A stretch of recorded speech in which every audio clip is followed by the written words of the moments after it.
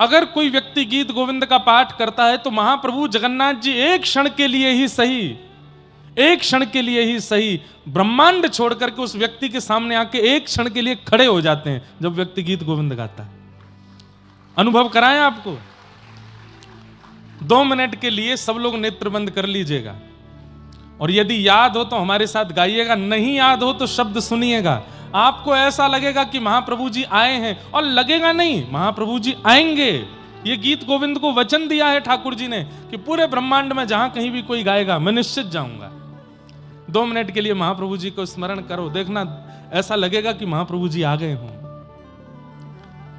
श्रित कमला कुच मंडल धृत कुंडल धृत कुंडल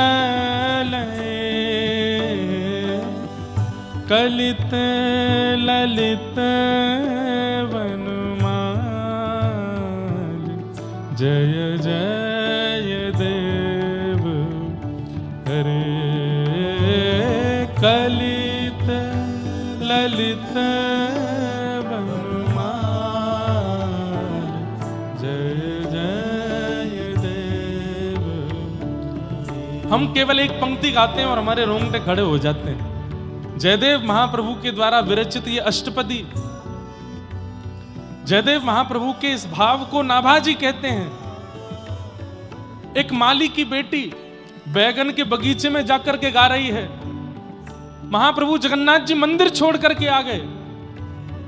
लौट करके जब गए तो वस्त्र फटे हुए मिले। पुजारियों ने पूछा जय जय कहां गए थे? बोले एक माली की बेटी बैगन के बगीचे में गा रही थी, सुनने गया था। एक हिंदू व्यक्ति गीत गोविंद का पाठ करता था और उसका मित्र एक मौलवी था। उस मौलवी ने कहा कि मुझे तुम्हारे ईश्वर का दर्शन करना है, कोई तरीका बताओ।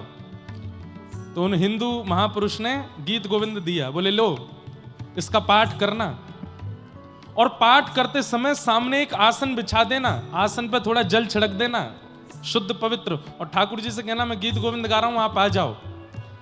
मुस्लिम मौलवी गीत गोविंद का पाठ करते थे।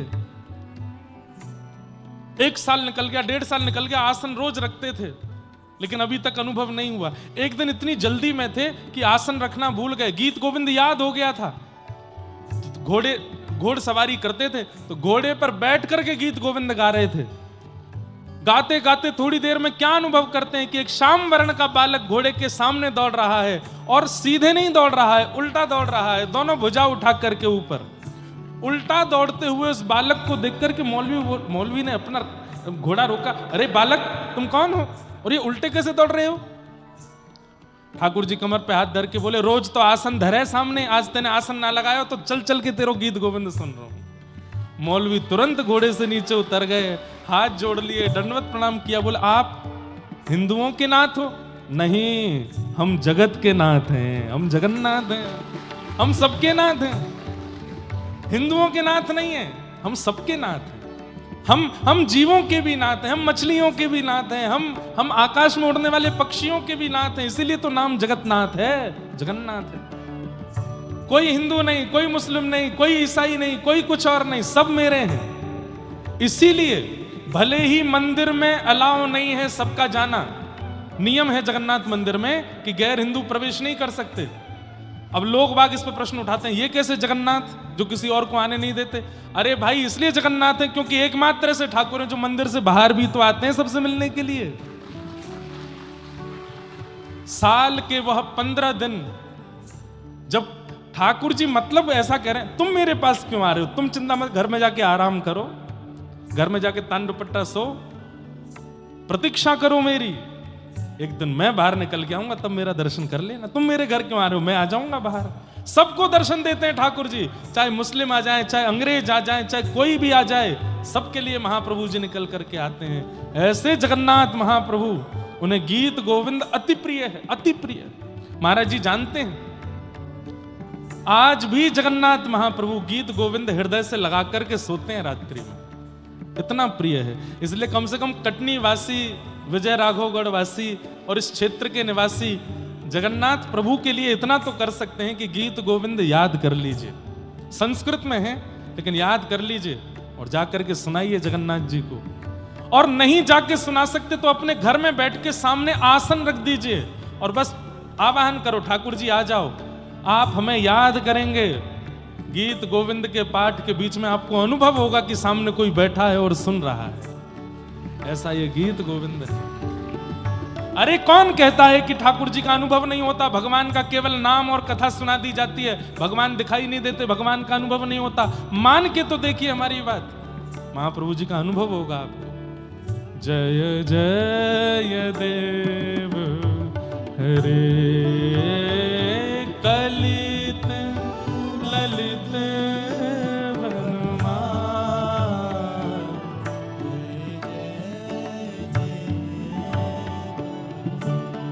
हे अभिनव जलधार सुंदर धृतमंदर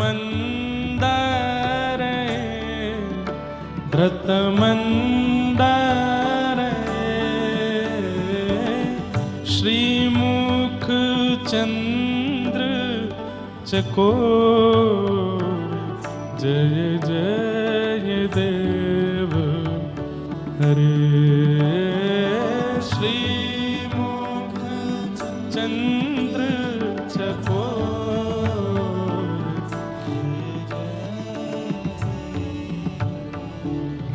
ओ राधे कृष्ण हरि गोविंद गोपाला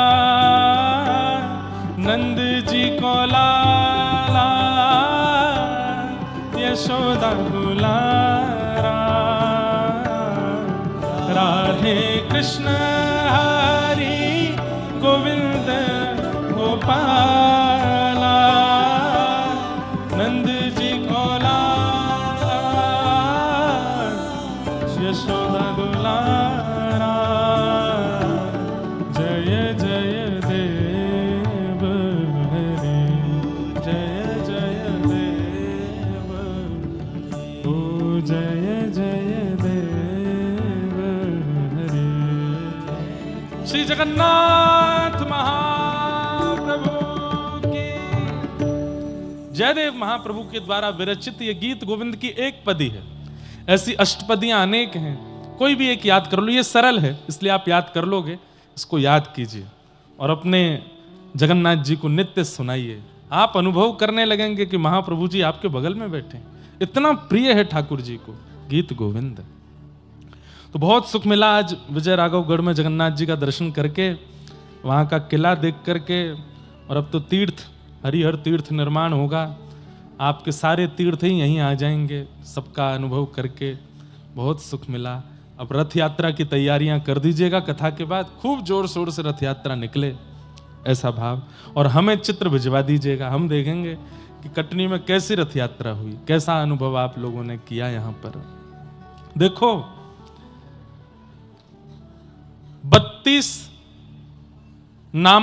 10 नामापराध 32 सेवा अपराध हैं। ठाकुर जी की सेवा में 32 अपराध बताए गए हैं। और उन 32 अपराधों में एक अपराध क्या है पता है? कि ठाकुर जी के वार्षिक नियमित उत्सवों को उत्साह से ना मनाना, ये एक अपराध है। जैसे कि रामनवमी आई और आपने क्या किया? कुछ नहीं किया, केवल हलवा बना दिया, ठाकुर जी को भोग लगा के जय सिया राम, ठीक है रामनवमी पे इतना ही बहुत है। नहीं, जन्माष्टमी हो, रामनवमी हो, नवरात्रि हो, रथ यात्रा हो, कल माघ पूर्णिमा निकल करके गई, ऐसे दिव्य दिव्य मनोरथ जो होते हैं इनको भूला मत कीजिए। महाराज जी के कल एक शिष्य पधारे, उन्होंने मुझको पंचांग भी दिया, उसमें वार्षिक साल भर के सारे कौन सी तिथि पर कौन से उत्सव हैं जरूर मनाया कीजिए। बंधुओं देखिए, किसी नक्षत्र ग्रह की इतनी क्षमता कैसे हो जाती है कि वो हमारे जीवन को बिगाड़ दे। प्रहलाद जी महाराज कहते हैं, कृष्ण ग्रह ग्रहित आत्मा नवेद जगदीश्वर। जिसके जीवन में कृष्ण ग्रह आ जाता है, बाकी के सारे ग्रह हाथ जोड़ के खड़े रहते हैं। शनि ने कुछ बिगाड़ा, राहु ने कुछ बिगाड़ा, किसी और ग्रह ने कुछ बिगाड़ा, आपके जीवन में उथल पुथल क्यों हो जाती है? क्योंकि आप उसको घर में आने का अवसर दे रहे हो, जीवन में आने का अवसर दे रहे हो। हर दिन यदि ठाकुर जी का स्मरण और घर में उत्सव हो, भले ही 10 मिनट का 20 मिनट का, किसी ग्रह की क्षमता नहीं कि आपके घर में प्रवेश कर जाए। अरे शनि भी आ रहा होगा, राहु की महादशा भी आ रही होगी, आपके घर के उत्सव का अनुभव करके वह दशा भी, महादशा भी उत्सव दशा बन जाएगी, कुछ बिगाड़ नहीं पाएगा आपका। इसलिए कम से कम हर दिन ना करके महीने 2 महीने में जो ये उत्सव आते हैं, विशेष उत्सव, अपने घर को फूलों से सजाया कीजिए, ठाकुर जी की सेवा खूब आनंद से किया कीजिए, रसोई में अच्छे अच्छे पकवान बनाया कीजिए, ब्राह्मणों को घर पर बुला करके उनका सत्कार किया कीजिए। उत्सव जब घर में मनने लग जाते हैं ना, तो फिर नकारात्मक ऊर्जाएं प्रवेश करने से घबराती हैं। नकारात्मकताएं घर में प्रवेश कब करती हैं? जब हम उनको अवसर देते हैं। अवसर मत दीजिए, ठाकुर जी का होने दीजिए उत्सव, तो इस अपराध से आप बच जाएंगे। इस बार खूब आनंद से कीजिएगा। आइए हम लोग कथा क्रम में प्रवेश करते हैं। कल प्रथम स्कंद का हमने प्रारंभ किया था और मंगलाचरण का श्रवण किया था। अब आगे के क्रम में हम लोग प्रवेश करते हैं। 88,000 सौनकादि ऋषियों ने सूत जी महाराज से 6 प्रश्न किए और इन्हीं 6 प्रश्नों में अब कथा चलेगी। 6 प्रश्न कौन कौन से हैं? किम श्रेय शास्त्र सारः का स्वावतार प्रयोजनम, किम कर्म के अवतारश्च धर्मः कम शरणं गतः। 6 प्रश्न किए हैं। किम श्रेय, भगवान के अवतार का श्रेय किसको जाता है? श्रेय समझते हैं? क्रेडिट किसको जाता है? भक्तों को कि राक्षसों को? ठाकुर जी राक्षसों के लिए आते हैं कि भक्तों के लिए आते हैं? पहला प्रश्न। किम श्रेय शास्त्र सारः क, हमारी हिंदू वैदिक सनातन धर्म में इतने शास्त्र हैं, इन समस्त शास्त्रों का सार क्या है, आश्रय क्या है? दूसरा प्रश्न, किम श्रेय शास्त्र सारः का, और तीसरा स्व अवतार प्रयोजनम, भगवान के अवतार का प्रयोजन क्या है? जो काम ठाकुर जी अपनी आज्ञा से देवताओं से करवा सकते हैं, उसको करने के लिए स्वयं क्यों आते हैं? अरे वो परमात्मा है, वो अपनी इच्छा शक्ति से कुछ भी कर सकते हैं, तो फिर वो स्वयं क्यों आते हैं? अरे रावण को मारने के लिए राम जी को आने की आवश्यकता नहीं है। वाल्मीकि रामायण में एक संदर्भ में भगवान श्री राम कहते भी हैं इस बात को, बोले जितनी देर में लक्ष्मण अपनी पलक झपकते हैं, इससे भी कम समय में मैं यहीं बैठे बैठे रावण को मार सकता हूं, मुझे लंका जाने की आवश्यकता नहीं। अरे लंका बहुत दूर की बात, ठाकुर जी को अवतार लेने की आवश्यकता नहीं, वो वहीं बैठे बैठे चिंतन करने लग जाएं तो रावण जैसे का जन्म ही ना हो, तो फिर ठाकुर जी अवतार क्यों लेते हैं? स्व अवतार प्रयोजनम। चौथा प्रश्न, किम कर्म, भगवान क्या कर्म करते हैं, क्या उन्हें भी कर्म बंधन होता है? पांचवा प्रश्न, के अवतारश्च, भगवान के अवतार कितने हैं? कोई कहता 10, कोई कहता 11, कोई कहता 24। और अंतिम प्रश्न, भगवान गीता में कहते हैं धर्म संस्थापनार्थाय संभवामि युगे युगे, मैं धर्म की स्थापना करने के लिए आता हूं। स्थापित करके भगवान तो चले जाते हैं, फिर धर्म की रक्षा कौन करता है? उस स्थापित धर्म का पालन कौन करता है? उस स्थापित धर्म की संरक्षणा किसके द्वारा होती है? ये 6 प्रश्न है। सबसे पहला प्रश्न क्या था? किम श्रेय, भगवान के अवतार का श्रेय किसको जाता है? भक्तों को कि राक्षसों को? अब मैं पूछूंगा तो आप सब लोग भक्त ही बोलोगे, लेकिन प्रमाण यदि मांगूंगा तो प्रमाण नहीं दे पाओगे। भगवान के अवतार का श्रेय भक्तों को ही जाता है, ठाकुर जी राक्षसों के लिए नहीं आते। हमारे पूज्य पिताजी महाराज इस संदर्भ में बहुत अच्छा एक उदाहरण देते हैं। मान लीजिए मुझे कटनी आना था एक विवाह में, लेकिन हमारे परपर दादाजी महाराज ने कटनी में एक निवास बना रखा था, घर था, सालों से बंद पड़ा है। तो मैंने क्या सोचा कि भाई जाना विवाह में है, लेकिन इसी बहाने अपनी पुश्तैनी मकान को भी देख आएंगे, वहां थोड़ी साफ सफाई कर आएंगे। ठीक वैसे ही ठाकुर जी आते तो भक्तों के लिए, लेकिन सोचते हैं कि सबरी के लिए जाना है, सबरी के लिए जाना है, विभीषण के लिए जाना है, हनुमान जी के लिए जाना है, लेकिन लगे हाथ ये हमारे पृथ्वी रूपी घर में कुछ मकड़ी के जाले प्रकट हो गए हैं, रावण आदि, इनको भी साफ कर आएंगे जाते जाते। तो आए तो थे वो भक्तों के लिए, लेकिन सोचे जब आ ही गए हैं तो फिर इस भार को भी हल्का कर चलें, यहां कुछ लीला कर चलें, इस लीला के माध्यम से लोगों को कुछ बता चलें। रावण के लिए ठाकुर जी नहीं आए हैं, राक्षसों के लिए नहीं आए, हमारे लिए आए, आपके लिए आए। इसलिए भगवान के अवतार का श्रेय ठाकुर जी अवतार, अवतार मतलब पुकारा है भक्तों ने कि अब तारो नाथ, अब हमसे नहीं हो रहा है, अब आप ही तारो, तब ठाकुर जी का होता है अवतार। तो किसके लिए आते हैं ठाकुर जी? हमारे लिए आते हैं। शास्त्र सारह का, इतने शास्त्रों का सार क्या है लिख लीजिएगा। हमारे समस्त शास्त्रों के दो ही सार हैं, लिख लीजिए। समस्त हिंदुओं को पता होना चाहिए कि हमारे शास्त्रों का सार क्या है। अष्टादश पुराणेषु व्यासस्य वचनद्वयम् परोपकार पुण्याय पापाय परपीडनम। हमारे समस्त शास्त्रों के दो ही सार हैं। जो आपको अपने लिए बुरा लगता है वो किसी के साथ मत करो, और असहाय जीवों की, अपने से कम शक्तिशाली जीवों की, चाहे बुद्धि में कम हो, चाहे धन में कम हो, चाहे यौवन में कम हो, चाहे जीवन में कम हो, उनकी सहायता। ये दो क्रिया अगर आपके जीवन में हैं तो आप धार्मिक हो। यही हमारे शास्त्रों का सार है।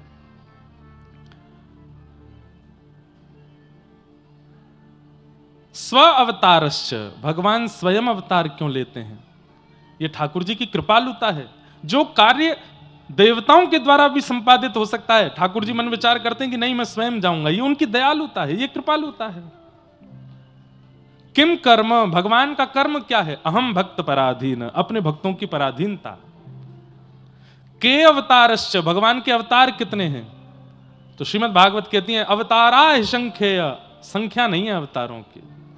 इस वक्त हम कटनी में बैठ के कथा सुन रहे हैं, इस वक्त भी ठाकुर जी का कहीं अवतार हो रहा होगा, कहीं किसी भक्त पर कृपा कर रहे होंगे, कहीं किसी भक्त के यहां ठाकुर जी अनुग्रह प्राप्त करवा रहे होंगे। असंख्य अवतार हैं भगवान के, कोई संख्या नहीं है, निश्चित नहीं है। और अंतिम प्रश्न किया, धर्म कम शरणम गतः। ठाकुर जी धर्म स्थापित करके चले गए, ठाकुर जी के जाने के बाद धर्म कहां गया? हम सब प्राणी मात्र की शरण में, हम लोग ही धर्म की रक्षा करते हैं। इसलिए प्रसिद्ध वाक्य है, धर्मो रक्षति रक्षिता, तुम धर्म की रक्षा करो, धर्म तुम्हारी रक्षा करेगा। हम सबको उत्तराधिकारी बना करके गए ठाकुर जी, भाई मैं लीला पूरी करके जा रहा हूं, अब रामायण पढ़ो, भागवत पढ़ो, गीता पढ़ो, गुरुजनों के आश्रय में रह करके मेरे द्वारा स्थापित धर्म की तुम रक्षा करना। हमें जिम्मेवारी देके गए ठाकुर जी धर्म रक्षण की। ये 6 प्रश्न, और इन 6 प्रश्नों का अब विस्तार से उत्तर सूत जी महाराज संपूर्ण 6 दिन की भागवत में दे रहे हैं। सबसे पहले अपने गुरु को वंदन किया। यम प्रव्रजन्तमनुपेतमपेत कृत्यम द्वैपायनो विरह कातरया जुहाव पुत्रेति तन्मयतया तरवो विनेदु तम सर्वभूत हृदयम मुनिमानतोस्मि। बोलो सुखदेव जी महाराज की। एक बात सुनिए, जीवन में बंधुओं गुरु जरूर होने चाहिए। सदगुरु का आशीष आश्रय जीवन में जरूर होना चाहिए। आपके दीक्षा गुरु हैं तो बहुत ही अच्छी बात है, और दीक्षा गुरु नहीं है तो एक किसी के प्रति शिक्षा गुरु की भावना रखो, जो आपका पथ प्रदर्शन करते हो, जो आपके जीवन को एक राह दिखाते हो। ऐसे गुरु जीवन में निश्चित होने चाहिए। गुरु आश्रय निश्चित होना चाहिए। बंधुओं, गुरु आश्रय किस प्रकार का प्रभाव जीवन में डालता है, अब ये बताने से आपको समझ नहीं आएगा, ये आश्रय में जाने से ही समझ में आएगा कि गुरु आश्रय कैसा होता है। हमारे पूज्य गुरुदेव भगवान के परम कृपा पात्र पूज्य पिताजी, हमारे पूज्य दादा गुरुदेव भगवान के कृपा पात्र पिताजी पूज्य महाराज जी, आप सदगुरु की कृपा कैसी होती है इसका स्पष्ट उदाहरण है। हमारे संजय भैया भी अपने गुरुदेव के, इनके गुरु की कैसी कृपा, अभी उन्हीं के उत्सव में कथा करने आए थे, और उनकी कृपा इन्हीं पे नहीं, पूरे मध्य प्रदेश और कई भारत के क्षेत्र के लोगों पर कैसी कृपा। समझ क्या आता है कि गुरु कोई इंसान नहीं होता, गुरु कोई व्यक्ति नहीं होता, गुरु कोई पदवी नहीं होती, गुरु एक विश्वास का नाम है। उस वाक्य पर जो विश्वास करता है उसकी रक्षा की जिम्मेवारी पर ठाकुर जी रखते हैं। इसलिए गुरु जीवन में अवश्य होना चाहिए। आप यदि स्वच्छंद घूम रहे हैं, आप यदि स्वच्छंद घूम रहे हैं, मतलब ऊपर कोई गुरु नहीं है, तो भाई देखो बात थोड़ी कहने में विचित्र सी है, लेकिन थोड़ा समझ जाइएगा। कई बार लावारिश ग्राम सिन्न घूमते हैं नगर में, नगर पालिका वाले जब देखते हैं बहुत ज्यादा हो गए तो पकड़ पकड़ के ले जाते हैं सबको, लेकिन जिनके गले में पट्टा बंधा होता है नगर पालिका वाले कहते हैं किसी का है, इसको मत पकड़ो। संत श्री कबीरदास जी का एक दोहा जैसा है, मैं हूं कुत्ता राम का मोती मेरा नाम, गल विच डोरी प्रेम की जित खींचे उत जाऊं।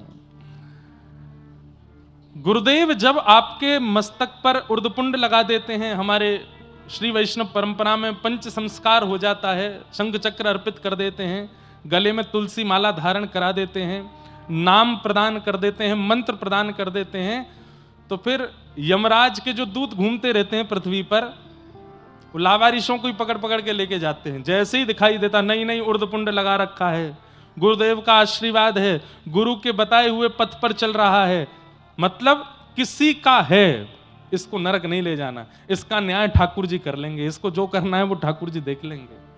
तो कम से कम जीवन में एक गुरु का होना आवश्यक है। और गुरु का होना मतलब ये नहीं कि केवल गुरु जी बना दिए, अब गुरु जी जाने गुरु जी का, उनकी वाणी पर विश्वास।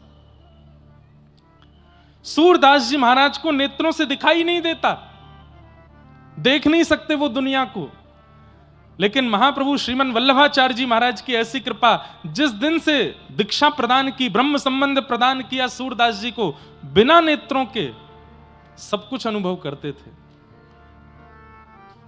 प्रसिद्ध कथा है कि मंदिर में सूरदास जी जाते थे और ठाकुर जी की जैसी पोशाक होती थी वैसा भाव गा के सुना देते थे। आज ठाकुर जी ने नीली पोशाक पहनी है, आज ठाकुर जी ने गले में सोने के हार पहने हैं, आज ठाकुर जी ने ऐसा मुकुट पहना है। पुजारी जी बोले ये सूरदास जी रोज ये कैसे बता देते हैं कि क्या पहना है ठाकुर जी ने। खूब सबको कह दिया, इनको कोई बता देता है, कोई बताना नहीं, सब प्रयास कर लिए लेकिन फिर भी वो बता देते आज ठाकुर जी ने क्या पहना है। एक दिन पुजारी जी बोले आज मैं वस्त्र ही नहीं पहनाऊंगा ठाकुर जी को, ये रोज आके गा देते हैं नीला वस्त्र पहना है, आज श्वेतांबर है, आज पीतांबर है, आज ठाकुर जी को वस्त्र ही नहीं पहनाएंगे, लंगोटी में ठाकुर जी को खड़ा करेंगे, देखते हैं आज क्या बोलेंगे। सूरदास जी आए, जैसे ही कपाट खुले पुजारी जी बोले आज कैसे लग रहे हैं ठाकुर जी। सूरदास जी तुरंत गाने लगे, आज हरि देखे नंगम नंगा, मोतिन माल गले उर साजे, छवि के उठत तरंगा, आज हरि देखे नंगम नंगा। महाराज जितने दर्शनार्थी सबने प्रणाम किया और पूछने लगे सूरदास जी हम यहां दो नेत्र वाले होकर के ठाकुर जी का वहां अनुभव नहीं कर पाते, आप बिना नेत्रों के कैसे देखते हो। तब सूरदास जी ने कहा भरोसो, मेरे पास भरोसा है, किस बात का, मेरे गुरुदेव के चरणारविंदों का। दृढ़ इन चरणन केरो, श्री वल्लभ नख चंद्र छटा बिन, सब जग माही अधेरो, भरोसो दृढ़ इन चरणन केरो। और सूरदास जी एक बात कहते हैं, बहुत ध्यान से सुनिएगा, कि कलयुग में यज्ञ से, तप से, जप से, साधन से भगवत प्राप्ति होगी, इस बात का कंफर्मेशन नहीं है। सतयुग में हो जाएगी, त्रेता में हो जाएगी, द्वापर में हो जाएगी, पर कलयुग में जितना कठोर तप करोगे ठाकुर जी मिलेंगे, कोई गारंटी नहीं है। तो बोले कलयुग में भगवत प्राप्ति का साधन क्या है? तब सूरदास जी कह रहे हैं, साधन और नाहिया कली में जासो हो तिनवेरो। और कोई साधन नहीं है, केवल एक साधन है, क्या? भरोसो दृढ़ इन। अपने गुरु के प्रति भरोसा कर लीजिए, अपने गुरु के प्रति ऐसा अटूट विश्वास कर लीजिए कि बस यही है सब कुछ मेरे।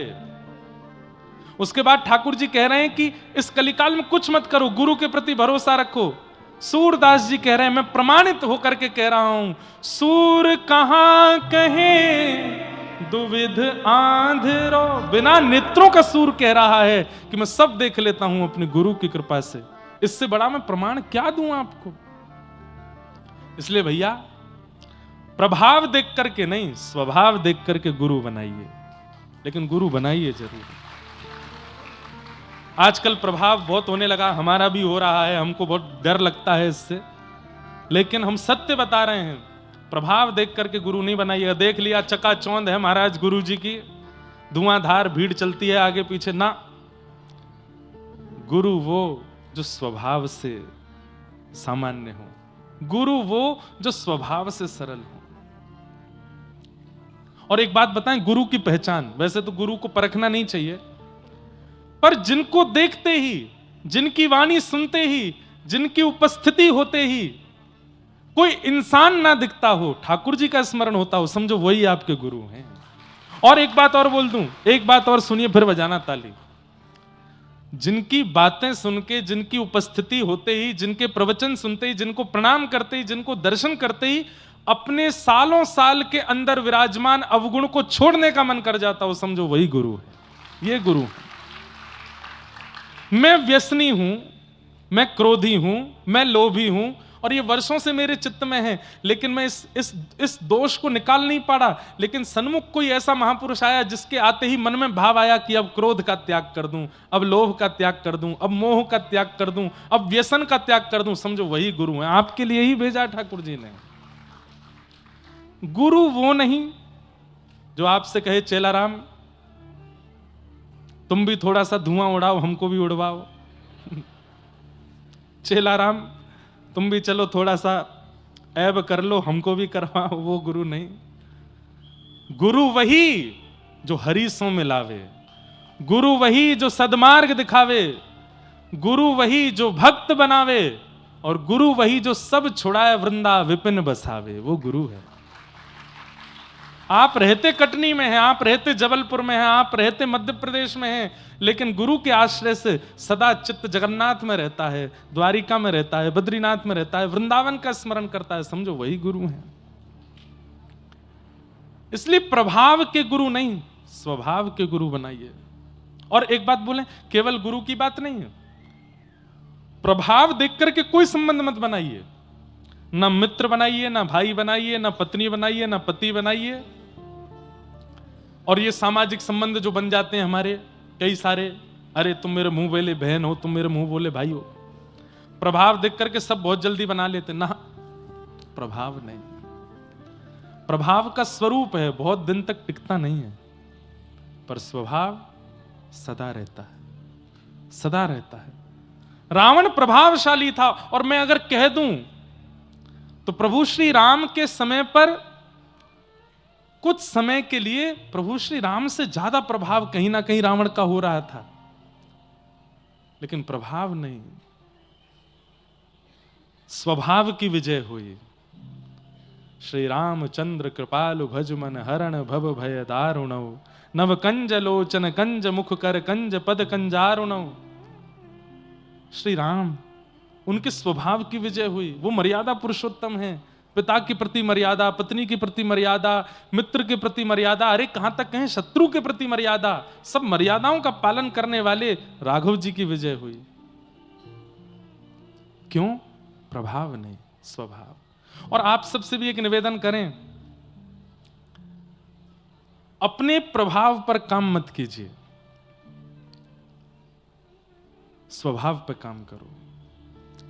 प्रभाव देख करके तो कोई भी नतमस्तक हो जाता है, पर स्वभावशाली व्यक्ति तो स्वप्न में भी आता है, स्वभावशाली व्यक्ति तो चित्त में भी रहता है, स्वभावशाली व्यक्ति तो सदा स्मृति में रहता है। इसलिए स्वभाव बनाइए ऐसा कि सबके प्रिय बन जाओ। और जिस दिन आपका स्वभाव सर्वप्रिय हो गया, समझ जाइएगा आप ठाकुर जी के प्रिय हो गए हो, ठाकुर जी को भा गए हो। स्वभाव पर क्रिया करो। तो गुरु जीवन में निश्चित होने चाहिए। एक प्रसंग, एक कथा सुना दें। इस कथा से आप लोग गुरु कृपा को समझिएगा, और दो चार बातें और होंगी इसमें, उन पर ध्यान मत देना। एक गुरु जी थे, संत थे। तो उन संत का बहुत बड़ा आश्रम था, नदी के किनारे गंगा जी के तट पर। बहुत सारे साधु महात्मा उनके साथ रहते थे। एक बार उन गुरु जी का, सन्यासी महात्मा थे, किसी स्त्री पर मन आ गया और वो महात्मा जी ने ब्याह कर लिया। अब ब्याह करते ही महाराज जितने साधु महात्मा रहते थे मठ में, सब छोड़ छोड़ के जाने लगे। बोले ओहो अब तो सब बर्बाद हो गया ना, तो भजन करने के लिए आए थे हम तो घर बार छोड़ छाड़ के, हमारे गुरु जी ने ही ब्याह कर लिया। सब छोड़ छोड़ के चले गए गुरु जी को, एक चेला नहीं गया। यहां पर गुरु जी की क्रिया पे ध्यान मत दीजिएगा, चेले के विश्वास पे ध्यान दीजिएगा। उसने गुरु जी का त्याग नहीं, तो गुरु जी बोले भाई सब तो चले गए, तुम भी चले जाओ। नहीं गुरु जी, मेरा आपके प्रति दृढ़ विश्वास है, आप जो कर रहे हैं, जो किया होगा, मुझे पता है कि सब सोच समझ के किया होगा, मेरे मन में संशय नहीं, मैं आपकी सेवा करूंगा। और आपको जो प्रिय है, हमारी गुरु मां, वो हमको और ज्यादा प्रिय, हम उनकी भी सेवा करेंगे। तो उस शिष्य ने गुरु का त्याग नहीं किया। वैकुंठ में बैठे हुए नारायण भगवान इतने प्रसन्न हो गए, लक्ष्मी जी से बोले देखो, गुरु निष्ठा इसको कहते हैं कि गुरु जी ने बेचारों ने कुछ भी किया हो, लेकिन शिष्य की निष्ठा देखो, गुरु के प्रति त्याग नहीं किया। लक्ष्मी जी बोली पर ऐसी ये भी तो गलत बात है ना, गुरु जी गलत कर रहे हैं। बोले तो भाई शिष्य का शिष्यत्व है, वो तो स्वीकार करेगा, लेकिन हम कृपा गुरु जी पे नहीं करेंगे, शिष्य को जरूर हम वैकुंठ लेकर के आएंगे अपने साथ। ठाकुर जी गरुण जी पे बैठ के पहुंच गए, अर्धरात्रि का समय, और आंगन में जैसे ही गरुण जी आकर के विराजमान हुए, स्वर्ण की तरह चमक रहे हैं गरुण जी, और गरुण के ऊपर शंख चक्र गदा पद्म धारण करके ठाकुर जी बैठे हैं। नीचे खटिया पर शिष्य सोया था, भगवान ने उठाया, उठो। उठ करके उसने जैसे ही देखा, गरुण के ऊपर दिव्य तेजस्वी मणि की तरह चमक रहे नीलांबर श्री नारायण भगवान। हाथ पांव जोड़ के बोले जय जय, आप भगवान? बोले हाँ। आप मुझ पर कृपा करने आए हैं? बोले हम तुमको लेने आए हैं, चलो गरुड़ पर पीछे बैठ जाइए, हमारे साथ वैकुंठ चलो। बोले मेरा पुण्य क्या है, किस पुण्य के आधार पर मिल रहे हैं आप मुझे? बोले तुम्हारे गुरु के प्रति निष्ठा, तुम्हारे गुरु अपने पद से च्युत हो गए, तुम्हारे गुरु ने अनर्गल विचार किए, लेकिन फिर भी तुमने अपनी निष्ठा का त्याग नहीं किया, चलो हम तुमको वैकुंठ लेके चलेंगे, तुम्हारी निष्ठा से हम प्रसन्न हैं। एक बार गुरु जी से आज्ञा ले आऊं? ठाकुर जी बोले हम प्रत्यक्ष तुम्हारे सामने खड़े हैं, साक्षात भगवान तुम्हारे सामने खड़े, अब गुरु जी की आज्ञा लेने जाओगे? बोले कि उन्हीं की सेवा की कृपा से तो आप मिले, तो उनसे एक बार आज्ञा ले लूं कि गुरु जी मैं वैकुंठ जा रहा हूं, नहीं तो सुबह उठ के ढूंढेंगे कहां गया चेलाराम, एक बार बता तो आऊं उनको। ठाकुर जी बोले जाओ बताया हो। अर्धरात्रि का समय, गुरु जी सो रहे थे। गुरुदेव उठे, गुरु जी कहो बेटा क्या बात? आपकी कृपा से, आपके चरणों की कृपा से, आपकी आज्ञा से, आपके आशीर्वाद से मैं वैकुंठ जा रहा हूं। साक्षात शंख चक्र गदा पद्मधारी ठाकुर जी गरुड़ पर विराजमान होकर हमारे आश्रम में पधारे हैं, बाहर आंगन में ठाड़े हैं, मुझे लेने के लिए आए हैं, मैं आपको प्रणाम करके आज्ञा लेके जा रहा हूं। गुरु जी आज्ञा दो, मैं वैकुंठ जाऊं। गुरु जी बोले कहां है भगवान? बोले वो खड़े। गुरु जी ने बाहर झांक के देखा, कोई दिखे नहीं। बोले मुझे नहीं दिख रहे। बोले तुम पहले ठाकुर जी से कहो मुझे दिखें, मुझे दर्शन दें, तब मैं आज्ञा दूंगा। अरे गुरु जी अभी रुको, दौड़ के गया। ठाकुर जी? बोले जी मेरे गुरु जी को दर्शन दो, उनको जब आप दर्शन दोगे तब वो आज्ञा देंगे मुझे जाने की। भगवान बोले तुम्हारे गुरु के ऐसे कर्म नहीं है कि मेरे दर्शन कर पाए वो, तुम तो सीधी आज्ञा लो, चलो हमारे साथ। चेला बोला कि नहीं, गुरु जी को दर्शन नहीं दोगे तो मैं भी नहीं जाऊंगा, आप चले जाओ। ठाकुर जी बोले रुको, हम होते हैं प्रकट। तुरंत प्रकट होकर ठाकुर जी ने दर्शन दिए। गुरु जी के हाथ पैर कांपे, आंखों से आंसू। जय हो ठाकुर जी, आपका मधुर दर्शन हो गया, बड़ी कृपा। चेला बोला गुरु जी अब आज्ञा, मैं जाऊं? बेटा अकेले जाओगे, हमको नहीं लेके चलोगे साथ? तुम बेटा वैकुंठ में मेरी सेवा के बिना कैसे रहोगे? और तुम चले जाओगे तो यहां मेरी सेवा कौन करेगा? तुमने विचार नहीं किया एक बार भी? चेला तो रोने लगा, अरे मेरे गुरुदेव आपको मैं नहीं रुकिए। ठाकुर जी बोले जी, गुरु जी भी चलेंगे वैकुंठ। ठाकुर जी बोले सुनो, वैकुंठ जाने के नियम होते हैं और तुम्हारे गुरु जी ने सारे नियम उल्लंघन किए हैं। चुपचाप बैठो, चलो हमारे साथ। हमने एक बात मान ली, अभी बार बार तुम्हारी बात नहीं मानेंगे। सुनिए ठाकुर जी, मैंने तो नहीं बुलाया था आपको, खुद आए हो आप। मेरे गुरुजी जाएंगे तो मैं जाऊंगा, नहीं तो मैं भी नहीं जा रहा। या तो मेरे गुरुजी को लेके चलो, नहीं तो खा लिया। गरुण जी बोले जय जय।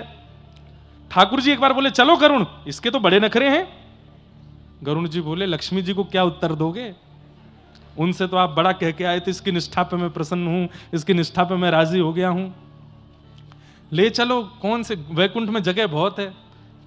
आज तक सुना गया गुरु कृपा से चेला तरे हैं, आज सुन लेंगे कि चेला की कृपा से गुरु भी तर गए। नहीं, सुनिए मैं थोड़ा संशोधन करूं। गुरु की कृपा से चेला तरे हैं, पर चेला की निष्ठा से गुरु उतर रहे हैं, यह पहली बार होगा। चेला की कृपा नहीं होती, चेला की निष्ठा होती, शिष्य की निष्ठा होती है। ठाकुर जी बोले जल्दी करो, हम पे समय नहीं है, बैठो। अपने गुरु जी को भी बैठाओ, चलते हैं इनको लेके। गुरु जी चलिए। ठाकुर जी राजी हो गए। जैसे ही गुरु जी तैयार हुए, बोले सुनो चेलाराम, गुरु मां को बताया हूं कि मैं वैकुंठ जा रहा हूं। जैसे ही दौड़ करके गए, बोले सुनो अब तुम आश्रम का ध्यान रखना, खूब प्रेम से यहां रहना, सब संपत्ति तुम्हारी है, हम तो चले। बोले कहां? ठाकुर जी आए लेने, वैकुंठ जा रहे हैं। मुझे भी ले चलिए साथ में, मैं यहां के लिए क्या करूंगी। गुरु जी चेलाराम से बोले ए चेला, बोले हाँ गुरु मां भी जाएंगे साथ में। अरे अरे फिर तो आनंद ही आ गए, दोनों गुरु मां गुरु जी, उनकी वैकुंठ में भी सेवा करूंगा, अभी कहता हूं। ठाकुर जी बोले हाँ थोड़ा सा आगे खिसको, जगह बनाओ पीछे। बोले क्यों, अब क्या है? बोले गुरु जी भी जाएंगे, मैं भी जाऊंगा, गुरु मां भी जाए। ठाकुर जी बोले बिल्कुल नहीं, उसको तो हम बिल्कुल नहीं लेके जाएंगे, जिसने बेचारे सन्यासी का जीवन बर्बाद कर दिया, पूरा मठ मंदिर बिगाड़ दिया, उसको लेके जाएंगे हम? बोले देखिए वो नहीं जाएंगी तो गुरुजी नहीं जाएंगे, गुरुजी नहीं जाएंगे तो मैं नहीं जाऊंगा, खाली हाथ जाओ। अंत तो गत्वा, चेला भी गए, गुरुजी भी गए और वो माता जी भी गई, तीनों को लेके ठाकुर जी वैकुंठ पहुंचे। लक्ष्मी जी ने जैसे ही देखा, बोले लेने तो आप एक को गए थे। बोले कि उसकी निष्ठा ऐसी है अपने गुरु के प्रति। क्या समझ, इस कथा से क्या समझ में आया? इसका मतलब ये नहीं है कि कोई कुछ भी करे और आप उसके प्रति फिर भी वैसी भावना नहीं है। भावना आपकी निष्ठा की है। ठाकुर जी आपकी निष्ठा से रीझते हैं, और जिसके प्रति आपकी निष्ठा है, यदि वो कुछ गलत कर रहा है तो उसको न्याय देना, दंड देना, ये ठाकुर जी का काम है। ऐसा नहीं है कि वैकुंठ में जाके उन गुरु जी को दंड नहीं दिया होगा, ठाकुर जी ने निश्चित दंड दिया होगा कि अरे ये भोला भाला शिष्य बेचारा, इसकी निष्ठा से तुम प्राप्त कर लिए हमको, लेकिन तुमको तो दंड मिलेगा। दंड तो ठाकुर जी ने दिया ही होगा, लेकिन फिर भी शिष्य की निष्ठा में कितना बल होता है। अरे हम एक बात कह दें तो कई बार तो शिष्य की निष्ठा गुरु का निर्माण श्रेष्ठ रूप में कर देती है, बस उसकी निष्ठा हो, ऐसी निष्ठा हो अपने गुरु के प्रति। ठाकुर जी दयावंत हो जाते हैं, ठाकुर जी को करुणा आ जाती है जब वो देखते हैं कि कोई कितनी निष्ठा करके बैठा है अपने गुरु के प्रति। उस निष्ठा से ठाकुर जी प्रसन्न हो जाते हैं। तो जीवन में एक पथ प्रदर्शक होना चाहिए। आपकी दुनिया सुनती है, पर आपके ऊपर भी कोई एक ऐसा होना चाहिए जिसकी आप सुनते हो। अगर ऐसा नहीं है तो आपका पद नष्ट होने से, आपको नीचे गिरने से कोई नहीं रोक सकता। अपने ऊपर एक रखिए जिसकी आप सुनते हो। जिसकी आप मानते हो, जिसकी आज्ञा गुरुणाम अविचारणीयाम, गुरु की आज्ञा पर दूसरा विचार नहीं होना चाहिए। गुरु जी कह दें गौरी घाट चले जाओ जबलपुर, तो आप ये प्रश्न मत कीजिए कि करना क्या है वहां जाके। नहीं, गुरु जी ने कह दिया जाओ तो जाओ, वहां होगा क्या वो गुरु जी जाने। इतनी निष्ठा गुरु के प्रति होनी चाहिए। और ऐसी निष्ठा जब शिष्य के चित्त में आती है तो ठाकुर जी रीझ जाते हैं, ठाकुर जी प्रसन्न हो जाते हैं, ठाकुर जी उससे आनंदित हो जाते हैं। ठाकुर जी कहते हैं गुरु जी को पीछे छोड़, पहले तू प्राप्त कर मुझे, क्योंकि तेरी निष्ठा बहुत है। आजकल के लोग उसको अंधविश्वास कह देते हैं, आजकल के लोग उसको कुछ भी कह देते हैं, अरे ये तो पागल हैं, ये ऐसे वैसे। बोलने दीजिए, संसार का काम तो बोलना है। आप अपने गुरु के प्रति निष्ठा रखो। हमारे वृंदावन के पूज्य प्रेमानंद जी महाराज, आए दिन लोग उनके बारे में कुछ ना कुछ बोलते हैं। आए दिन लोग किसी ना किसी संत के बारे में, महापुरुष के बारे में, शंकराचार्य जी के बारे में, आद्य शंकराचार्य जी के बारे में, परंपराओं के बारे में खंडन करते ही रहते हैं। ये कलयुग ज्यों-ज्यों आगे बढ़ेगा खंडन और ज्यादा होगा। लेकिन आप अपनी निष्ठा को डगमगाने मत दीजिए, आप अपनी निष्ठा रखो। और हम सत्य बता रहे हैं, आज इतनी भीड़ दिख रही है कथा में, हमको इस बात से प्रसन्न नहीं होना चाहिए, अभिमान नहीं करना चाहिए कि इतने लोग कथा में आ रहे हैं। ये बहुत लंबे समय तक नहीं रहेगा। एक समय ऐसा आएगा कुछ वर्षों बाद, तो कथाएं नहीं होंगी, प्रवचन नहीं होंगे, सत्संग नहीं होगा, क्योंकि इन सब के पीछे दुनिया पड़ी है, इन सबको बंद करने के लिए, रोकने के लिए, खत्म करने के लिए। आज गौ हत्या के लिए कितने लोग आवाज उठाते हैं, कोई कुछ नहीं हो रहा है कहीं भी। एक समय यह भी होगा कि कथा भागवत हो, उसके लिए हमें आज्ञा दीजिए, परमिशन दीजिए, नहीं मिला करेगी। ये होगा तभी तो कलयुग प्रचंड होगा, तभी तो कलयुग बलवान होगा। तो बहुत अच्छे समय में है हम लोग कि हम कथा सुन पा रहे हैं आज, क्योंकि कुछ वर्ष बाद नहीं मिलेगी। हमसे कई लोग, महाराज जी भी कभी कहते हैं, पिताजी भी कहते हैं, कई लोग, लाला नेक आराम करे कर, इतनी भाग दौड़ मत करे कर, लगातार कथा मत करे कर। हम कहते हैं पिताजी कुछ समय की बात है, उसके बाद तो होनी नहीं है कथा, तो इसलिए अभी जितनी हो जाए कर लेते हैं। अभी जितने लोगों के चित्त में भक्ति स्थापित हो जाए करवा देते हैं, क्योंकि कुछ समय बाद कलयुग आक्रमण कथाओं में ही करने वाला है, श्रोताओं के चित्त पे ही करने वाला। रोक लगा दी जाएंगी। भगवान ना करे कि वो समय हमें देखना पड़े, पर आएगा जरूर। इसलिए भैया अभी कृपा है ठाकुर जी की, इस कृपा का अनुभव करके खूब कथाएं सुन लो, खूब अपने जीवन का उद्धार कर लो, खूब गुरु आश्रय करके मंगल में गति को प्राप्त कर लो, क्योंकि कल में परलय होएगी। बहुरी करेगो कब, आज ही करो, भजन तो अभी कर लो। गुरु कृपा। और गुरु के प्रति निष्ठा कैसी होनी चाहिए, एक पंक्ति में गाता हूं। जहां ले चलोगे वहीं मैं चलूंगा, जहां ले चलोगे वहीं मैं चलूंगा। ओ जहां नाथ रख दोगे, जहां नाथ,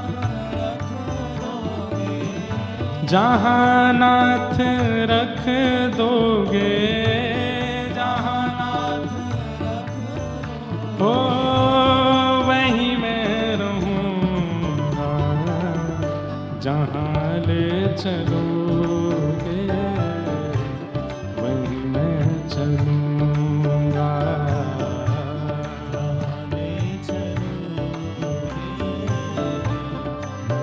एक पंक्ति और गाते हैं। तेरी शरण में आके मैं धन्य हो गया,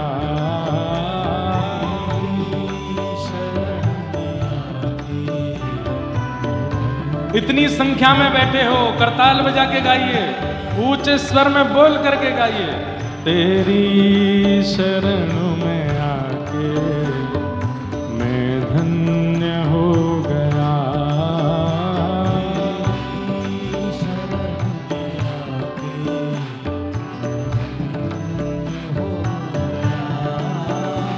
जन्मों की प्यास थी जो, जन्मों की प्यास थी जो, जन्मों की प्यास थी जो,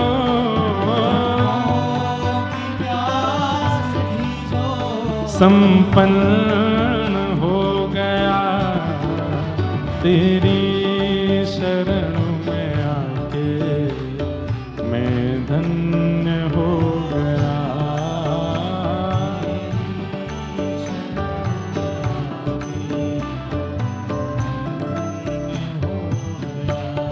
और कितने मिले अमीर यहाँ, कितने गरीब हो।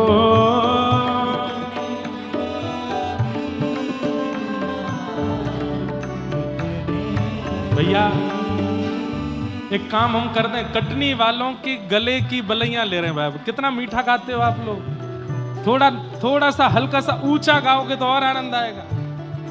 और सबसे अच्छी बात है, इतनी संख्या में लोग ताल में ताली बजा रहे हैं, नहीं तो बेताल हो जाते हैं लोग। एक बार अपने लिए ताली बजाओ कटनी वाले सब लोग, बहुत बढ़िया।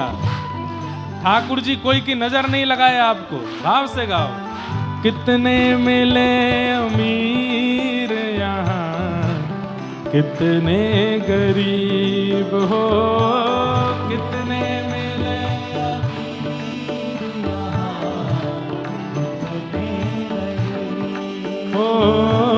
कितने मिले अमीर यहाँ, कितने गरीब हो।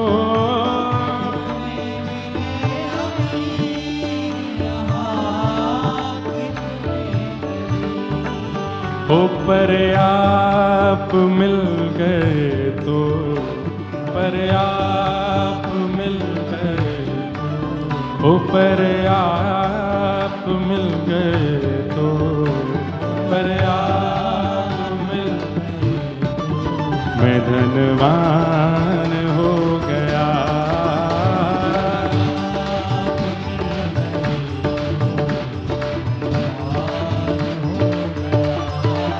हो पर आप मिल गए तो धनवान हो गया।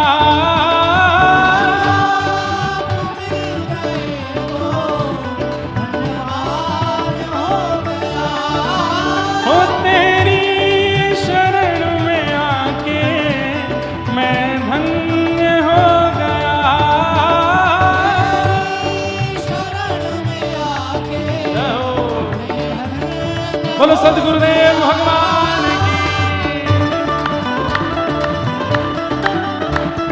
दोनों भुजा उठा के करताल बजा के गाओ, बोलो वृंदावन बिहारी लाल की।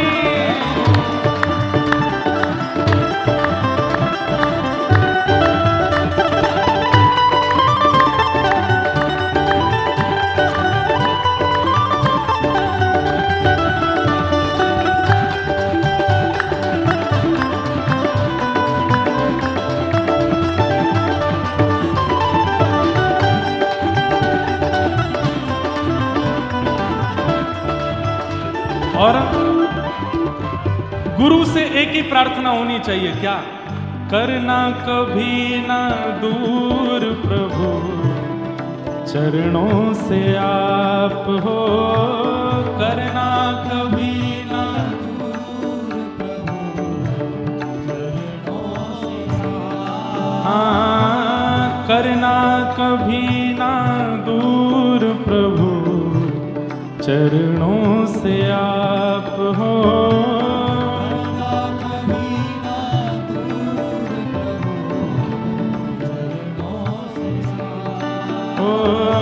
करना कभी ना दूर प्रभु, चरणों से आप हो।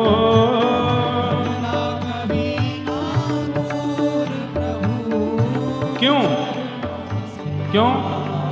ओ चरणों के ही सहारे, चरणों के ही सहारे, ओ चरणों के ही सहारे, चरणों के ही सहारे मैं भव पार हो गया।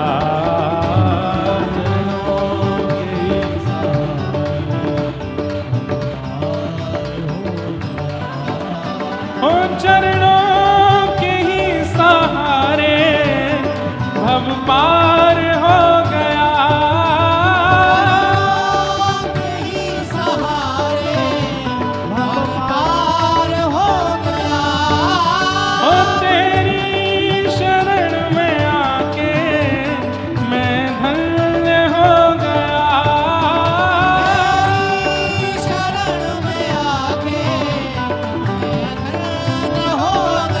राधे राधे गोविंद गोविंद राधे राधे राधे गोविंद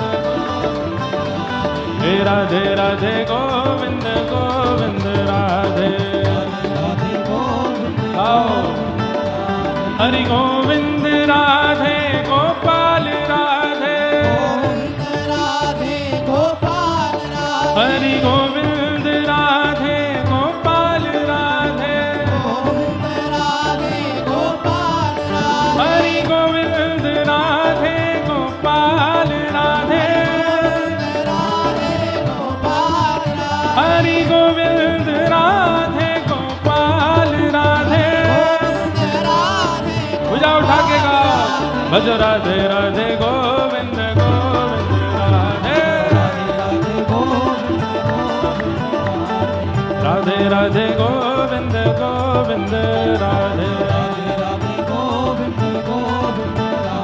हरि गोविंद राधे गोपाल राधे राधे गोपाल राधे हरि गोविंद राधे गोपाल राधे राधे गोपाल राधे हरि गोविंद राधे गोपाल राधे राधे गोपाल हरि गोविंद राधे गोपाल राधे राधे गोपाल हे भजो हाँ भजो भजो राधे राधे गोविंद गोविंद राधे भजो राधे राधे गोविंद गोविंद राधे हरि गोविंद राधे गोपाल राधे हरि गोविंद राधे गोपाल राधे हरि गोविंद राधे गोपाल राधे हरि गोविंद राधे गोपाल राधे हरि गोविंद राधे गोपाल राधे ओ हरि गोविंद राधे गोपाल राधे हे भजो राधे राधे गोविंद गोविंद राधे भजो राधे राधे गोविंद गोविंद राधे हे भजो राधे राधे गोविंद गोविंद राधे जय जय श्री राम जय जय श्री राम जय जय श्री राम वो तेरी शरण में आके मैं धन्य हो गया तेरी शरण में आके मैं धन्य तो प्रयच्छति गुरु प्रीतो वैकुंठम योगी दुर्लभम। इस बात को विश्वास करने में अब कलयुग में लोगों को बड़ा श्रम होता है, लेकिन यह बात बिल्कुल सत्य है कि गुरु यदि आपकी सेवा से प्रसन्न हैं तो वह योगियों को दुर्लभ, ज्ञानियों को दुर्लभ जो वैकुंठ है वो गुरु की केवल प्रसन्नता से प्राप्त हो जाएगा, गुरु यदि प्रसन्न है तो। बंधुओं, हमारे पूज्य महाराज जी जब लाला कहकर के हमको पुकारते हैं ना कि लाला तुम ठीक होना, लाला तुम प्रसन्न होना, लाला तुम स्वस्थ होना, बस हमें लगता है कि महाराज जी लाला कह देते हैं और हमारे बारे में थोड़ा सोच लेते हैं ना, इसी से ही ठाकुर जी प्रसन्न हो जाएंगे कि ये प्रसन्न है। हमारे पूज्य गुरुदेव भगवान पूज्य पिताजी महाराज 5 तारीख को वे भी कथा में यहाँ पधार रहे हैं। अभी 4 को आ रहे हैं कि 5 को आ रहे हैं, 4 या 5 में से किसी एक दिन आ रहे हैं। अभी छत्तीसगढ़ में कथा चल रही है, वहाँ विश्राम करके फिर यहाँ भी पधारेंगे। उनका भी भाव है कि हमारे गुरु स्थान पर कथा चल रही है कटनी में, तो हम भी पहुँचेंगे। वे प्रसन्न हो जाते हैं जब अपने शिष्य से, अपने दास से, तो हमें लगता है कि बस ठाकुर जी प्रसन्न हो गए। गुरु की प्रसन्नता, प्रयच्छति गुरु प्रीतो वैकुंठम योग दुर्लभम। गुरु प्रसन्न है तो ठाकुर जी प्रसन्न हो जाएंगे। सूत जी महाराज ने अपने गुरु को वंदन किया और वंदन करते हुए सूत जी महाराज अब यहां से कहना प्रारंभ करते हैं और कहते हुए क्या कह रहे हैं, बहुत सुंदर बात।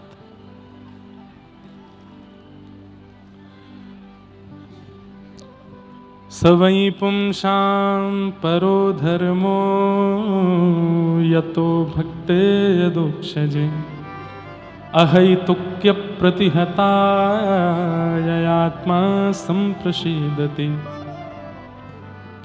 सभी प्राणी मात्र का परम धर्म क्या है? कल हम धर्म और परम धर्म पर चर्चा कर रहे थे। सब लोग इधर देखिए, ध्यान से सुनिए बिल्कुल। अब चर्चा ना करें, किसी और की तरफ ना देखें, यहां देखें। सवै पुंसां परो धर्मो यतो भक्तिर अदोक्षजे। अदोक्षज भगवान की अहैतुकी भक्ति करना। अहैतुकी भक्ति को क्या कहते हैं? प्रेम लक्षणा भक्ति करना, न विच्छिन्न होने वाली भक्ति करना, यही समस्त प्राणी मात्र का परम धर्म है। सब लोग बिल्कुल सावधानी से सुनो।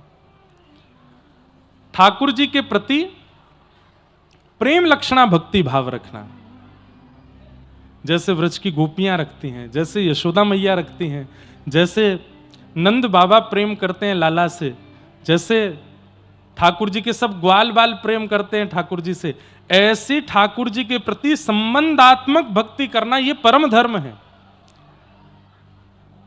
ठाकुर जी परमात्मा हैं और हम जीवात्मा हैं, इस प्रकार से भजन करना यह धर्म है। पर ठाकुर जी हमारे कोई संबंधी हैं और हम उनके ये संबंध में हैं, इस प्रकार से उनका भजन भक्ति प्रेम करना यह परम धर्म है। ठाकुर जी को अपना कुछ मानना, कल भी हमने इस पर चर्चा विस्तार से की थी। ठाकुर जी को अपना कुछ मानना। मधुमंगल, श्रीदामा, तन सुखा, मन सुखा, धन सुखा, ये सब ठाकुर जी के सखा हैं।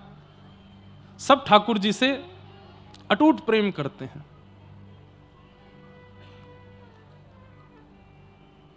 शास्त्रों में कहीं कहीं वर्णन आता है कि जब ठाकुर जी गौ चारण करके लौटते हैं, वाह, आओ पधारिए विराज।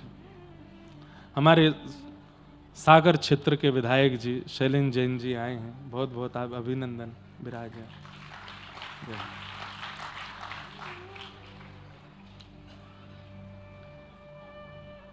महाराज जी ये भी अद्भुत हैं। एक साल में इनके विधानसभा में 2 कथा हमने की, एक ही साल में। जनवरी में भी कथा हुई सागर में और फिर नवंबर में भी कथा हुई सागर में। ऐसे भक्ति है आपके चित्त में, एक ही वर्ष में 2 कथाओं का क्रम हुआ। हमने ही बुलवाया, मैंने कि आप पास में ही हैं, कटनी कथा में पधारिए, महाराज जी का आशीर्वाद ग्रहण कीजिए। बहुत बहुत आपका स्वागत। तो हम क्या निवेदन कर रहे थे? ठाकुर जी के प्रति संबंध बुद्धि रखना यह परम धर्म है, और वो परमात्मा है, मैं जीवात्मा हूं, इस प्रकार से भजन करना यह धर्म है। भगवान के जितने भी सखा हैं, मधुमंगल, श्रीदामा, तनसुका, मनसुका, धनसुका, ये सब ठाकुर जी से प्रेम लक्षणा भक्ति करते हैं। ठाकुर जी से प्रेम कर, तो कहीं कहीं शास्त्रों में ऐसा वर्णन है कि जब ठाकुर जी गैया चराते हैं, बहुत ध्यान से सुनिएगा, जब ठाकुर जी गैया चरा करके लौटते हैं वापस नंद भवन, तो उस समय पर रोड तो होते नहीं थे, पक्के सीमेंट के रोड या गोल तार के रोड तो नहीं थे, रेत ही होती थी। तो रेत में ठाकुर जी के ग्वाल बालों के, गैयाओं के चरण चिन्ह, खुर के चिन्ह बन जाते थे। तो कहते हैं कि जब ठाकुर जी गैयाओं के बीच में चलते थे तो ग्वाल बाल इतर होकर के चलते थे, ठाकुर जी के संग नहीं चलते थे। एक दिन ठाकुर जी बोले, मधुमंगल, श्रीदामा, तनसुका, मनसुका, सबरे सखाओ इतकु आओ, तुम सबरे मोते दूर हटके काई को चलो, मेरे संग काई को ना चलो। तो देखिए सखा हैं, पर सखा होते हुए भी उनकी भावना कैसी, क्या कहते हैं? बोले लाला, तू जब पृथ्वी पे पाम धरे और पाम धर के जब अपने पाम उठावे ना, तो तेरे चरणन के चिन्हन से जो पृथ्वी पे चिन्ह बन जाए, हमारो मन ना करे कि हम वापे अपने चरण रखें, या हमारे हम दूर रह के चलें, ताकि तेरे चरण चिन्ह हमको दिखते रहें। सख्य भक्ति है। इसलिए ठाकुर जी के प्रति परमात्मा बुद्धि ये प्रारंभिक भक्ति है, पर करते करते करते ऐसी स्थिति हो जाए कि ठाकुर जी के प्रति अपनत्व बुद्धि हो जाए, ये हमारे कुछ हैं, ये परम धर्म है ठाकुर जी के प्रति। यही बात यहां की, सबई पुंसाम परो धर्मो यतो भक्तिर अदोक्षजे अहैतुक्य प्रतिहता ययात्मा संप्रसिद्धति। और भक्ति कैसी होनी चाहिए? अहैतुकी भक्ति। अहैतुकी किसको कहते हैं? अहैतुकी किसको कहते हैं? अहैतुकी भक्ति कहते हैं कि चाहे जीवन में जैसी परिस्थिति आ जाए, आपका विश्वास डगमगाता नहीं है ठाकुर जी के प्रति। चाहे धन से दिक्कत आ जाए, चाहे मन की दिक्कत आ जाए, चाहे तन की दिक्कत आ जाए, चाहे पारिवारिक पीड़ा आ जाए, लेकिन आपका विश्वास ठाकुर जी के प्रति एकजुट ही रहता है, एक रस ही रहता है। इसको अहैतुकी भक्ति कहते हैं। न नष्ट होने वाली, न कम होने वाली भक्ति अहैतुकी भक्ति है। धर्मस्य यापवर्गस्य नार्थोऽर्थायोपकल्पते नार्थस्य धर्मैकान्तस्य कामो लाभाय स्मृत। आप सब लोगों ने एक भक्तिमती भक्त का नाम सुना होगा, जिनका नाम था करमेती बाई। नाम सुना है? करमेती बाई। राजस्थान में जैसे मीराबाई का प्रसिद्धि है, ऐसे ही एक राजस्थान की परम भक्ता हुई श्री करमेती बाई जी। बहुत सुंदर चरित्र है करमेती बाई का।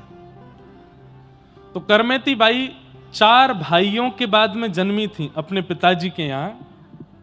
ब्राह्मण कुल में जन्म हुआ था और उनकी कुल देवी के आशीर्वाद से जन्म हुआ था। इनके पिताजी को कोई संतान नहीं थी, कुल देवी से संतान मांगने के लिए गए और ये भाव रखा कि अगर संतान नहीं हुई तो मैं अपना शीश बलि के रूप में चढ़ा दूंगा देवी के आगे।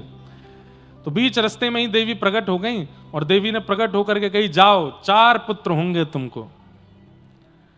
तो इनके पिताजी, करमेती बाई के पिताजी रोने लगे, बोले माँ आपने 4 पुत्रों का वरदान तो दिया, लेकिन मेरे मन में इच्छा है कि एक पुत्री और हो। तब देवी मां बोली, मैंने पहली बार ऐसा व्यक्ति देखा है जो पुत्री मांग रहा है, नहीं तो लोग पुत्र ही मांगते हैं, तुमको पुत्री की इच्छा क्यों है?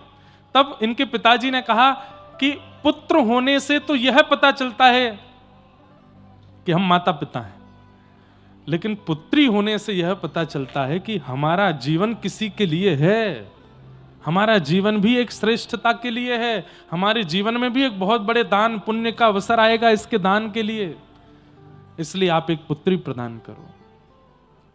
तो देवी इतनी प्रसन्न हो गई, उन्होंने कहा विद्वान, संपत्तिवान, यौवनवान पुत्र होंगे तुम्हारे, लेकिन भक्ति का वरदान मैं तुम्हारी बेटी को दूंगी। तुम्हारी भक्ति, तुम्हारी बेटी ऐसी भक्त बनेगी कि उसका चरित्र कथाओं में सुनाया जाएगा, मंच से कहा जाएगा। और तब उन्हीं ब्राह्मण के घर में 4 पुत्र हुए। 4 पुत्रों के बाद देवी की कृपा से, कुल देवी की कृपा से कृष्ण भक्त श्री करमेती बाई जी का जन्म हुआ, जिनका चरित्र नाभाजी ने, भक्तमाल जी में भी गाया और भी कई संतों ने गाया। करमेती बाई, करमेती बाई जी के प्रसंग के 2, वैसे तो बहुत अच्छा प्रसंग है, पर मैं एक दो भाव सुनाऊं। इनका विवाह निश्चित हुआ, एक राजघराने के एक अच्छे कुल के बालक से इनका विवाह संपन्न हुआ। तो विवाह जिस दिन होना था उस दिन बारात सामने आई।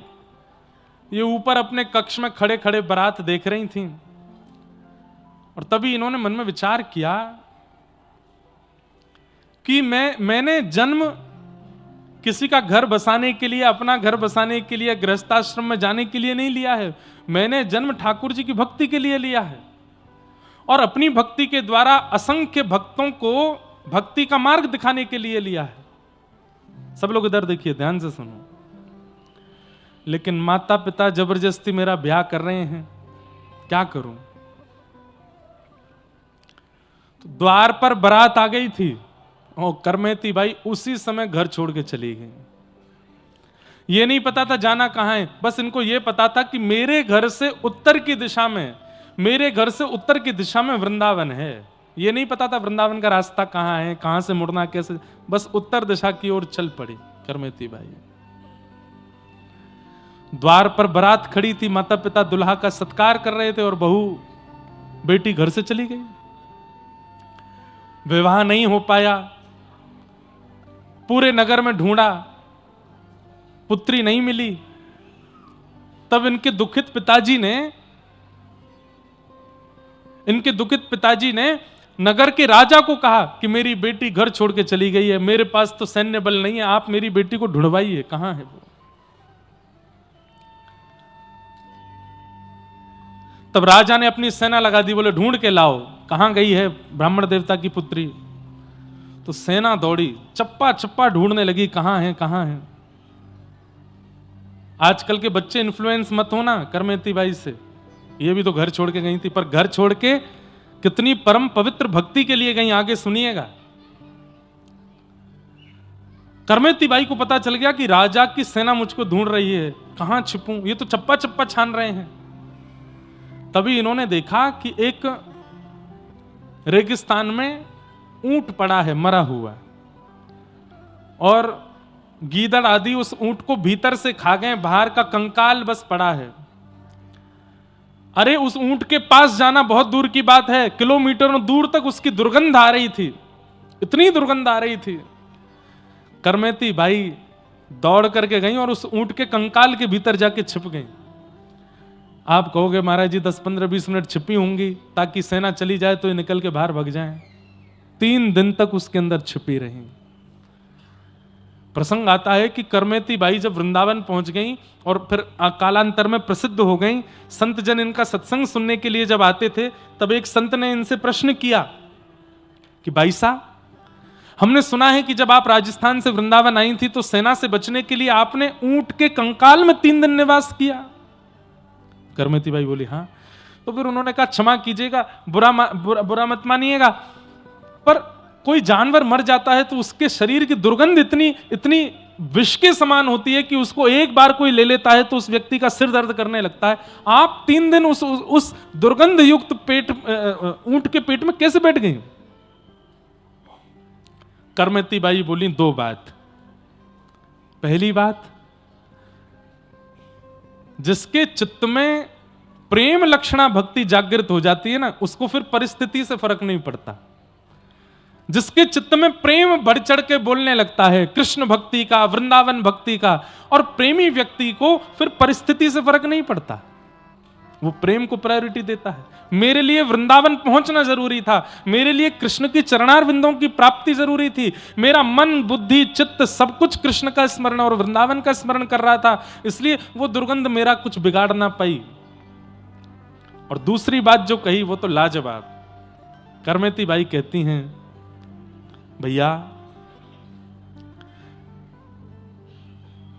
इससे भी ज्यादा दुर्गंध युक्त मलमूत्र से भरा हुआ मां का पेट होता है। जब हम उसमें 9 महीने गुजार सकते हैं तो कृष्ण की प्राप्ति के लिए 3 महीने दुर्गंध युक्त ऊंट के भीतर नहीं बैठ सकते। हम 9 महीने उस मलमूत्र के भांड पेट में रह के आ सकते हैं, तो कृष्ण प्राप्ति के लिए ये कंकाल रूपी ऊंट के गर्भ का जो दुर्गंध है ये तो कुछ भी नहीं थी उसके आगे।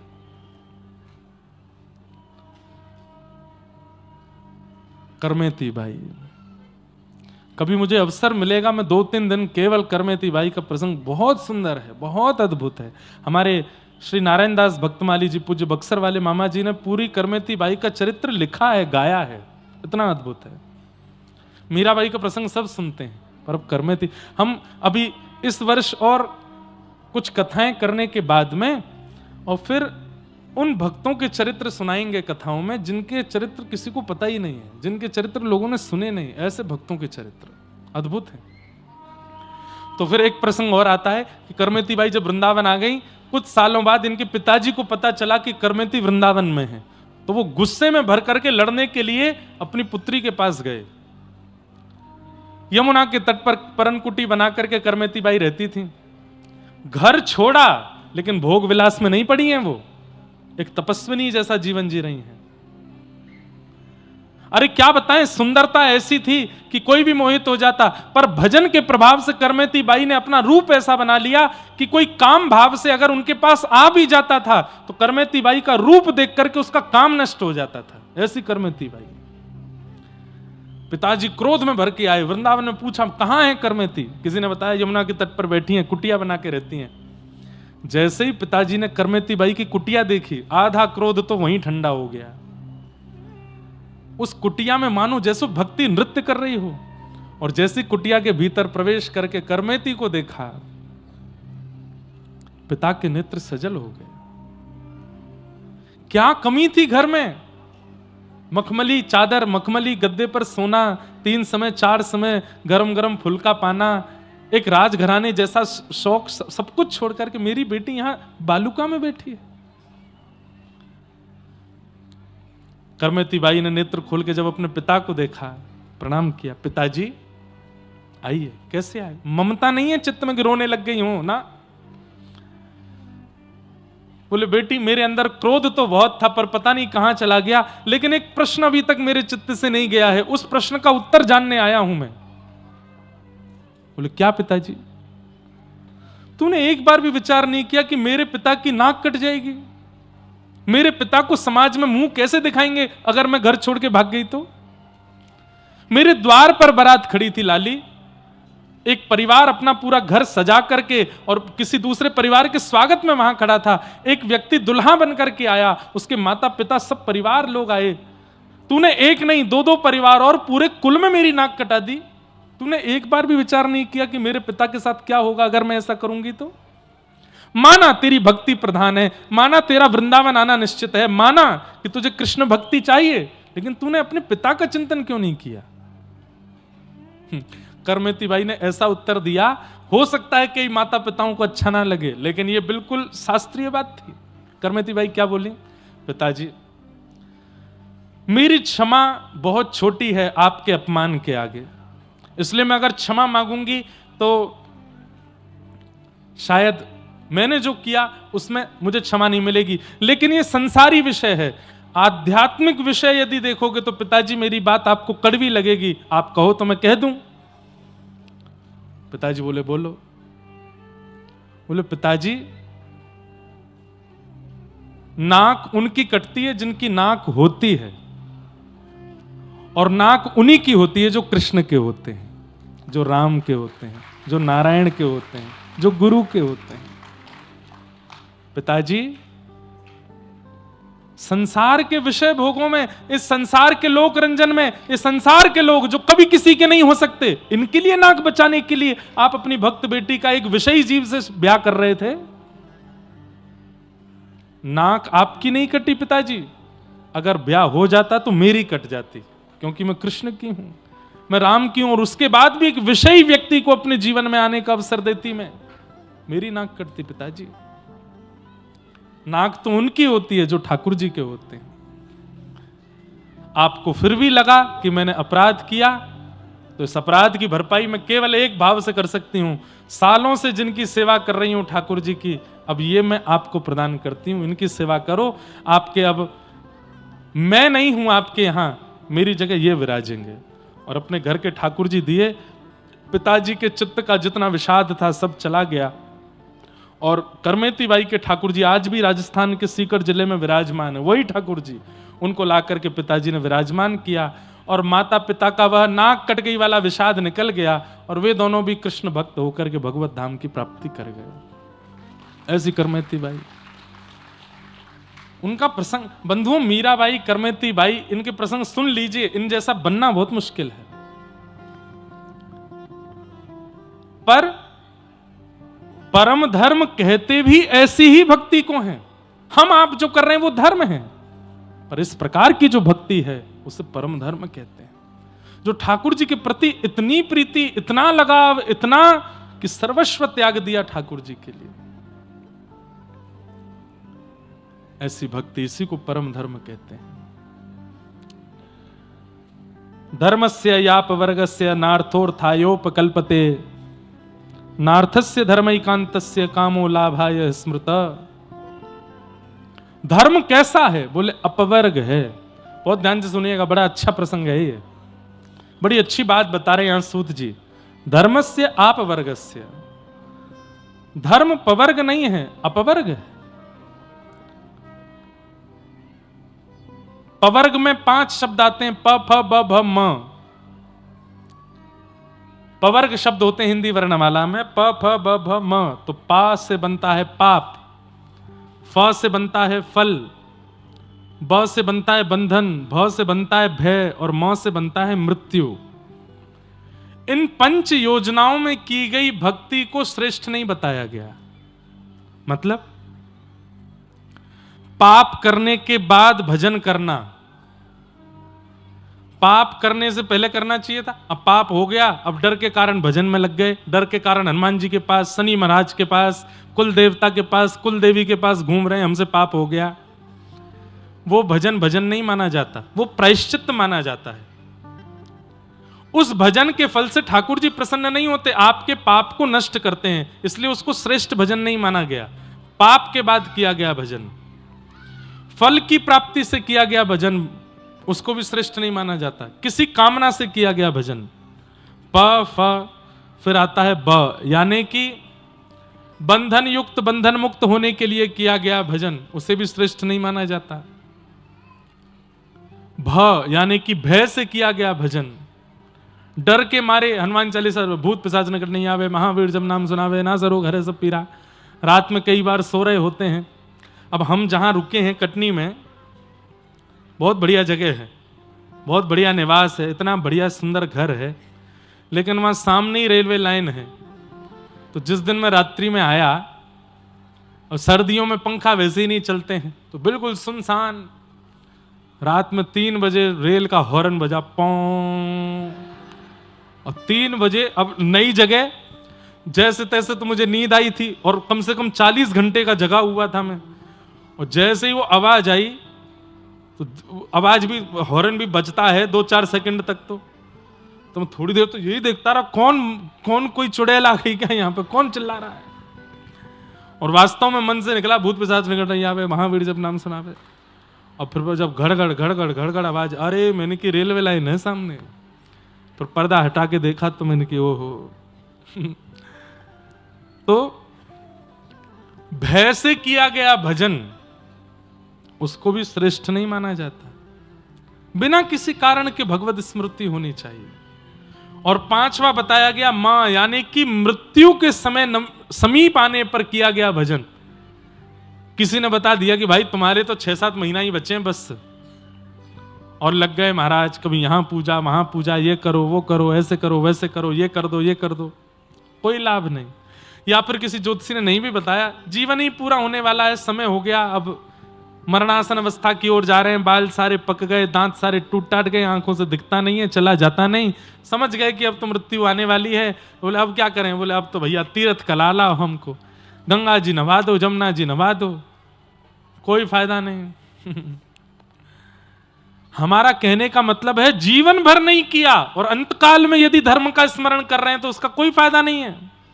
उसका यही समझिए कि घर में आग लग गई, आप कुआं खोद रहे हो, अरे अब क्या फायदा? पहले ही कुआं, घर बनने से पहले कुआं बनना चाहिए था, ताकि कभी आग लगे तो तुरंत जल निकाल के। पुरानी बात है, आजकल तो वो लग जाते हैं, क्या बोलते हैं उसको, फायर वाले अंदर लग जाते हैं। घर में आग लगे तो तुरंत बुझा दो। भजन क्या है? पाप की अग्नि, भोग की अग्नि, माया की अग्नि अगर कभी हमारे जीवन रूपी घर में लगे तो हम भजन के माध्यम से उसको तुरंत शांत कर दें। अब जीवन भर तो आपने उस अग्नि को शांत किया नहीं, उसको भोग विलासों में सब व्यस्त कर दिया, अंतकाल में याद कर रहे हो, कोई फायदा नहीं। तो पाप, फल, भय, बंधन और मृत्यु, इन 5 भावों में किया गया भजन, उसको उचित भजन नहीं मानते।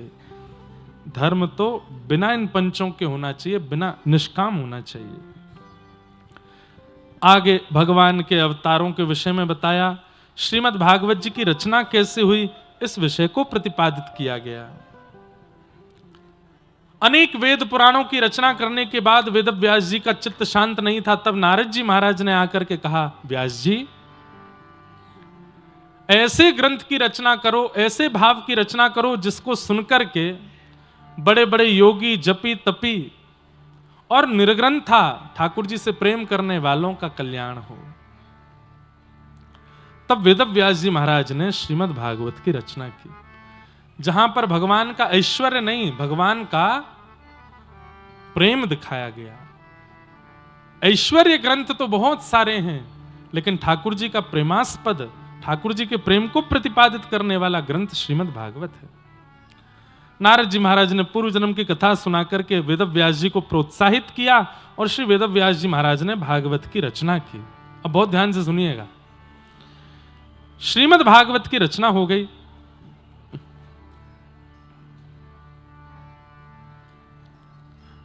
अनर्थोपशमं साक्षात् भक्ति योगम मदोक्षजे लोकस्य जानतो विद्वांस चक्रे भागवत संहिता।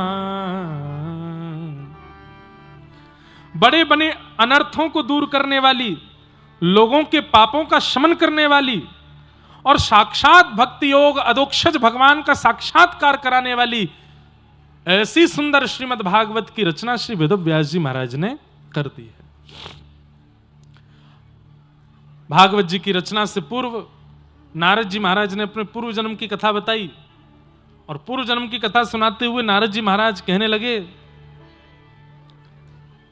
देवदत्ताम इमाम वीणाम स्वर ब्रह्म विभूषिताम मूर्छयित्वा हरिकथाम गायमानश्चराम्यहम्। ये जिस राग में अभी हम श्लोक गा रहे हैं ना, ये राग ठाकुर जी का सबसे प्रिय राग है। हमको संगीत ज्यादा नहीं आता, कहीं आप ये मत सोचना कि हम बहुत बड़े मार्तंड हैं संगीत के, पर थोड़ा बहुत आता है, ज्यादा नहीं आता। ये राग जो लोग कंठ वाले यहां बैठे हैं, जिनके पास बढ़िया कंठ है, ध्यान से सुनिएगा, ये राग ठाकुर जी को बहुत प्रिय है। इसका नाम है केदार राग। कौन सा राग? केदार ही है ना भैया? ठीक है, यही हमारे गुरुजन हैं, यही सिखाते हैं हमको, यही बता देते हैं, मंच पे जाके ऐसा बोल देना आप। केदार ठाकुर जी का इतना प्रिय राग है। हमारे भारत के गुजरात प्रांत में परम भागवत श्री नरसिंह मेहता जी का जन्म हुआ। नरसिंह मेहता कौन? मुचकुंद के स्वरूप, मुचकुंद के अवतार श्री नरसिंह मेहता जी। और श्री नरसिंह मेहता जी को भगवान ने प्रसन्न होकर के ये राग दिया है। किसी को ठाकुर जी ने भजन दिया, किसी को ठाकुर जी ने नाम दिया, किसी को ठाकुर जी ने स्वरूप दिया, किसी को ठाकुर जी ने प्रकट होकर अपनी प्रतिमा दी, किसी को ठाकुर जी ने यज्ञ अनुष्ठान दिया, किसी को ठाकुर जी ने गुरु दिए, पर नरसिंह मेहता जी को ठाकुर जी ने ये राग दिया। बोले जब जब तुम इस राग को गाओगे मैं आऊंगा, मैं तुम्हें दर्शन दूंगा। तो नरसिंह मेहता जी जब इस राग को गाते थे, ठाकुर जी आते थे। राग केदार बहुत सुंदर है, ठाकुर जी को बहुत प्रिय है। हम नरसिंह मेहता जी के भाव से कभी कभी श्लोक इस राग में गाते हैं। तो नारद जी महाराज क्या कह रहे हैं यहां पे, बहुत समझने जानने योग्य बात है। देवदत्ताम मिमाम वीणाम स्वर ब्रह्म विभूषिताम मूर्छयित्वा हरिकथाम गायमानश्चराम्यहम्। नारद जी कह रहे हैं मेरे हाथ में जो ये वीणा तुम लोग देख रहे हो, ये वीणा मुझको स्वयं ठाकुर जी ने प्रसन्न होकर के दी है। अभी ले लूंगा, लाला बैठ जाओ। ये स्वयं ठाकुर जी ने प्रसन्न होकर के मुझको दी है। बंधुओं, हम सबको ठाकुर जी ने प्रसन्न होकर के एक एक गुण प्रदान किया है। इस संसार में जन्म लेने वाला हर व्यक्ति, मुझसे बैठा पीछे खड़े होने वाले तक व्यक्ति तक, यहां बैठे जितने लोग हैं, सबके अंदर एक गुण होगा ही होगा। ऐसा हो नहीं सकता कि किसी के अंदर कोई गुण ना हो। एक गुण तो है। किसी के अंदर गायन का गुण है, किसी के अंदर नृत्य का गुण है, किसी के अंदर भोजन बनाने का गुण है, किसी के अंदर व्यवस्था संभालने का गुण है, किसी के अंदर तैयार होने का गुण है, किसी के अंदर तैयार करने का गुण है, किसी के अंदर उलझी हुई बातों को सुलझाने का गुण है, किसी के अंदर लड़ाइयां शांत कराने का गुण है, और किसी के अंदर आंच लगाने का भी गुण है। किसी की नहीं बिगड़ रही हो तो उसको बुला दो, उस समय बिगड़वा देगा। सबके अंदर कोई ना कोई गुण तो है। लेकिन हमारी एक बात सुनिएगा, गुण किसको कहते हैं? गुण किसको कहते हैं? जिससे संसार रीझता है उसको गुण कहते हैं, और वो हम सबके पास है। कोई ना कोई एक ऐसा गुण है जिससे संसार रीझ रहा है। बहुत ध्यान से सुनिएगा, जिस दिन आपने अपने उस गुण को संसार को रिझाने में ना लगा के ठाकुर जी को रिझाने में लगा दिया, उसी दिन आपका भजन सफल हो जाएगा। किसी को गाना आता है, बहुत अच्छा गाता है, महाराज जब वो जाकर के मंच पर गाना शुरू करता है तो लोग बाग वाहवाही करने से कम नहीं रहते। ऐसा व्यक्ति अगर लोक रंजन, सांसारिक रंजन के लिए ना गा करके जिस दिन ठाकुर जी के लिए गाना शुरू कर देगा, उसका गायन ही ठाकुर जी को प्रकट कर देगा। किसी को नृत्य करना आता है लेकिन संसार के सामने नहीं नाचता, एकांत में कमरा बंद करके नृत्य करे, ठाकुर जी के आगे नृत्य करे, तो ठाकुर जी उसके नृत्य से प्रसन्न हो जाएंगे। किसी को प्रसाद भोजन बनाना आता है, बढ़िया बढ़िया सब्जी, बढ़िया रोटियां, अलग अलग प्रकार की चटनियां बनानी आती हैं, अब वो हमेशा इसीलिए बनाता है मेरे पति प्रशंसा कर दें, मेरे बच्चे प्रशंसा करें ना। घर के ठाकुर जी किसी दिन मंदिर से बोल पड़े, अरे मैया कहा जोर को चटनी बनाई है तेने, तो आनंद आ गया, कड़ी खाए करके मेरा तो मन आ गया, यहाँ पे समझो आनंद आ गया। अपने गुण से लोक रंजन ना करके जिस दिन आपने भगवत रंजन करना प्रारंभ कर दिया, उसी दिन आपकी भक्ति फल देना प्रारंभ कर देगी।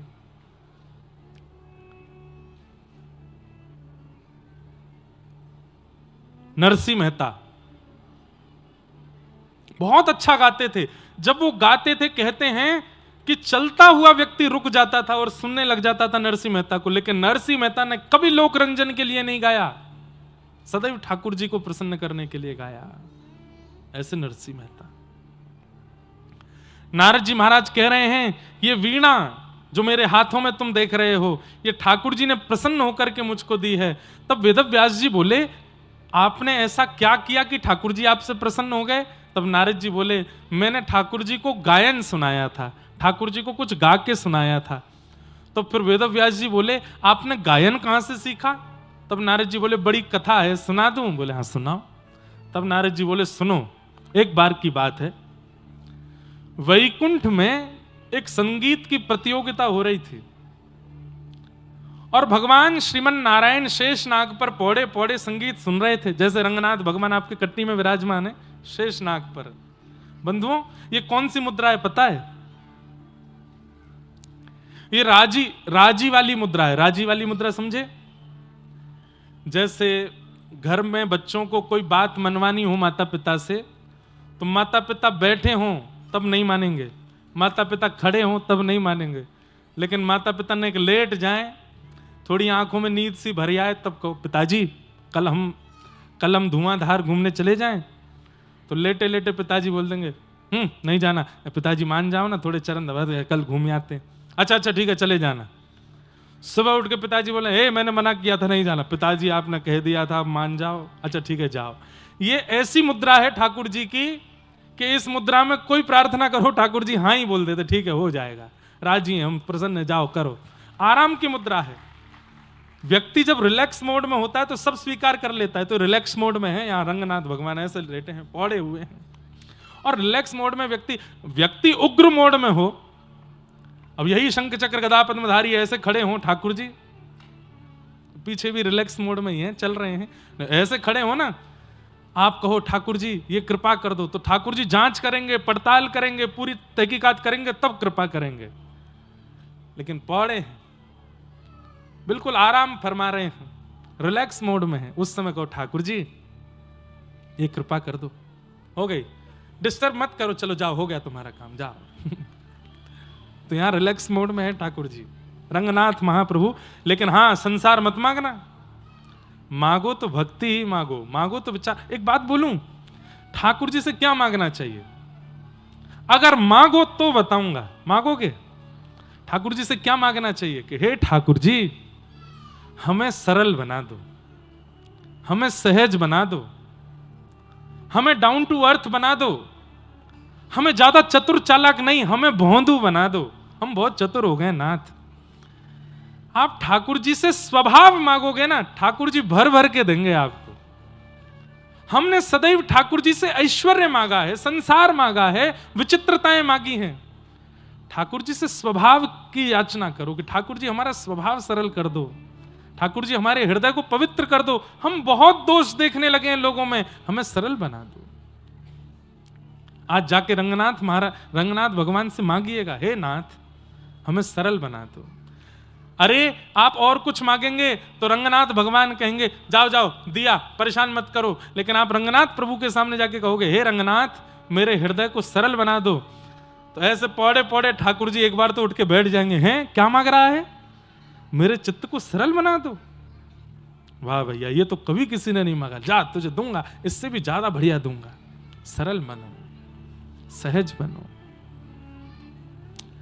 तो नारद जी महाराज कथा सुनाने लगे कि एक बार वैकुंठ में एक प्रतियोगिता हुई। सब लोग सावधानी से सुनिएगा। कैसी प्रतियोगिता? संगीत की प्रतियोगिता। और संगीत की प्रतियोगिता में ठाकुर जी पौड़े थे शेषनाग के ऊपर। नारद जी बोले 33 कोटि देवता वहां पर इकट्ठे हुए थे, सब संगीत की प्रतियोगिता देखने आए थे, मैं भी गया। पर हम ठाकुर जी के इतने मुंह लगे हैं, हम पीछे नहीं बैठते, हम फलांगते हुए आगे गए। और शेषनाग, जैसे ये शेषनाग हैं, ठाकुर जी यहां पौड़े हैं, ऐसे शेषनाग से कमर लगा के मैं बैठ गया। नारद जी बता रहे हैं, ठाकुर जी को प्रणाम करके शेषनाग से कमर लगा के बैठ गए, सुनने लगे संगीत। पौड़े पौड़े ठाकुर जी ने सोचा सरस्वती जी गा रही हैं, हा हा हु गंधर्व गा रहे हैं, देवादिदेव महादेव शंकर गा रहे हैं, सब बहुत अच्छा गा रहे हैं, लेकिन कैसा हो कि किसी दिन मेरा नारद भी गावे, मेरा नारद भी कुछ गा के सुनाए। पर नारद जी को तो सारे गामा पा सा का सा भी नहीं आता, बिल्कुल गायन नहीं आता था नारद जी को। तो ठाकुर जी ने अपने पैर के अंगूठे से नारद जी के गले पे थोड़ी ऐसे खुजली की। नारद जी बोले जी भगवान आज्ञा, तुम यहां क्या कर रहे हो? नारद जी बोले वैकुंठ में प्रतियोगिता चल रही है, सुनने आया हूं। ठाकुर जी बोले तुमसे गाना बजाना तो आता नहीं है, फिर यहां क्या कर रहे हो? जाओ चलो अपना भजन करो, बताओ कौन सा राग गा रहे हैं महादेव। नारद जी बोले मतलब हमको राग रागनियां नहीं पता तो इसका मतलब हमको सुनने का अधिकार भी नहीं है? अरे वैकुंठ में उत्सव चल रहा है, सुनने आ गए। ठाकुर जी बोले नहीं नहीं जाओ यहां से, जिनको संगीत आता वही बैठेंगे यहाँ पे, और जिनको संगीत नहीं आता जाओ अपने लोक में जाके भजन करो, चलो उठो यहां से। नारद जी बोले मुझे इतना अपमान बोध हुआ कि ठाकुर जी मुझे सुनने नहीं दे रहे। मैंने भी प्रण लिया ठाकुर जी अब ये नारद तभी आपके सामने आ जाएगा जब इसको संगीत आएगा, संगीत सीख के आऊंगा मैं। और मैं तुरंत ठाकुर जी को प्रणाम करके निकला। कहां? ब्रह्मा जी के पर्सनल असिस्टेंट पीए कौन है? चित्रकेतु। चित्रकेतु जी के पास जाकर के मैंने कहा तीनों लोकों में संगीत का सबसे बड़ा मार्तंड कौन है, उसका परिचय दीजिए। चित्रकेतु बोले संगीत के सबसे बड़े विद्वान तो वैसे महादेव हैं, पर महादेव से ज्यादा विद्वान तो नहीं कहूंगा, पर हां कह सकता हूं कि महादेव से 21 ही हैं। कौन? बोले हिमालय की चोटी पर बिल्कुल एकांत में एक उल्लू है, बहुत अच्छा संगीत जानता है, उसको कोई नहीं जानता। अगर आपको संगीत सीखना है तो उस उल्लू के पास चले जाओ, वो आपको सिखाएगा। नारद जी महाराज बर्फ की पहाड़ी पर चढ़ के हिमालय के ऊपर उल्लू के पास गए और उल्लू देव से जाकर के प्रार्थना की हमको संगीत सिखाओ। उल्लू ने कहा 1000 साल तक सीखोगे तब जाकर के एक स्वर निकलेगा मुख से। बोले हम 2000 साल सीखेंगे, आप सिखाओ। तब उस उल्लू ने नारद जी को संगीत सिखाया। ऐसा संगीत 2000 साल में तो नारद जी महाराज की ऐसी स्थिति हो गई कि वो जिस राग को गाते हैं उस राग की परिस्थिति प्रकट हो जाती है। नारद जी बोले अब भी कमी है, थोड़ा और मांझ के जाऊंगा।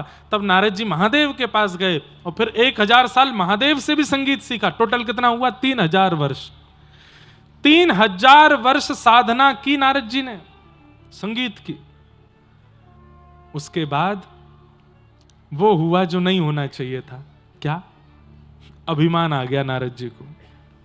आप तो कमर कस के बोले आ जाओ मेरे सामने, अब तो ऐसा संगीत आता है, मुझे ऐसा संगीत आता है। ठाकुर जी ने मुझे सभा से उठा के भेज दिया था ना कि तुम संगीत के विद्वान नहीं। अरे सरस्वती हा हा हु गंधर्व, इनको पछाड़ खा के गिरा दूंगा मैं, ऐसा संगीत गाऊंगा। अरे कहां तक कहूं, इस सृष्टि के रचयिता नारायण भी अब संगीत में मुझसे तनिक कम है। यह अभिमान चित्त में आ गया। इसलिए भैया मैं कहता हूं कि सर्वगुण संपन्न मत बनिएगा, थोड़े अधूरे ही रहिएगा, नहीं तो अभिमान आ जाएगा।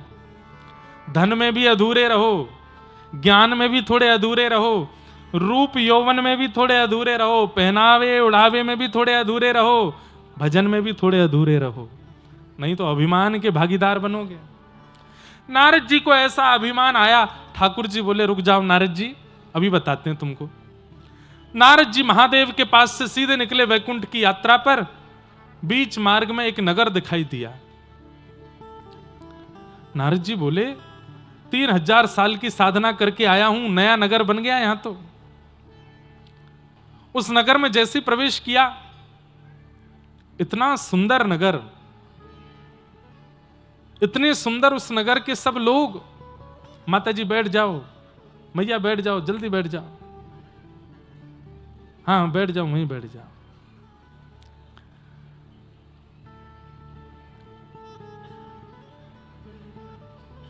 नारद जी महाराज उस नगर को देख करके बड़े प्रसन्न हुए। वो इतना सुंदर नगर, वहां के लोग बाग और भी ज्यादा सुंदर, उनकी आंखें सुंदर, नाक सुंदर, बोली सुंदर, कान सुंदर, चाल सुंदर। लेकिन नारद ने ध्यान लगा करके जब देखा तो किसी का एक अंगूठा नहीं है, किसी की एक उंगली नहीं है, किसी के पैर की एक उंगली कटी हुई है, किसी का आधा कान कटा हुआ है।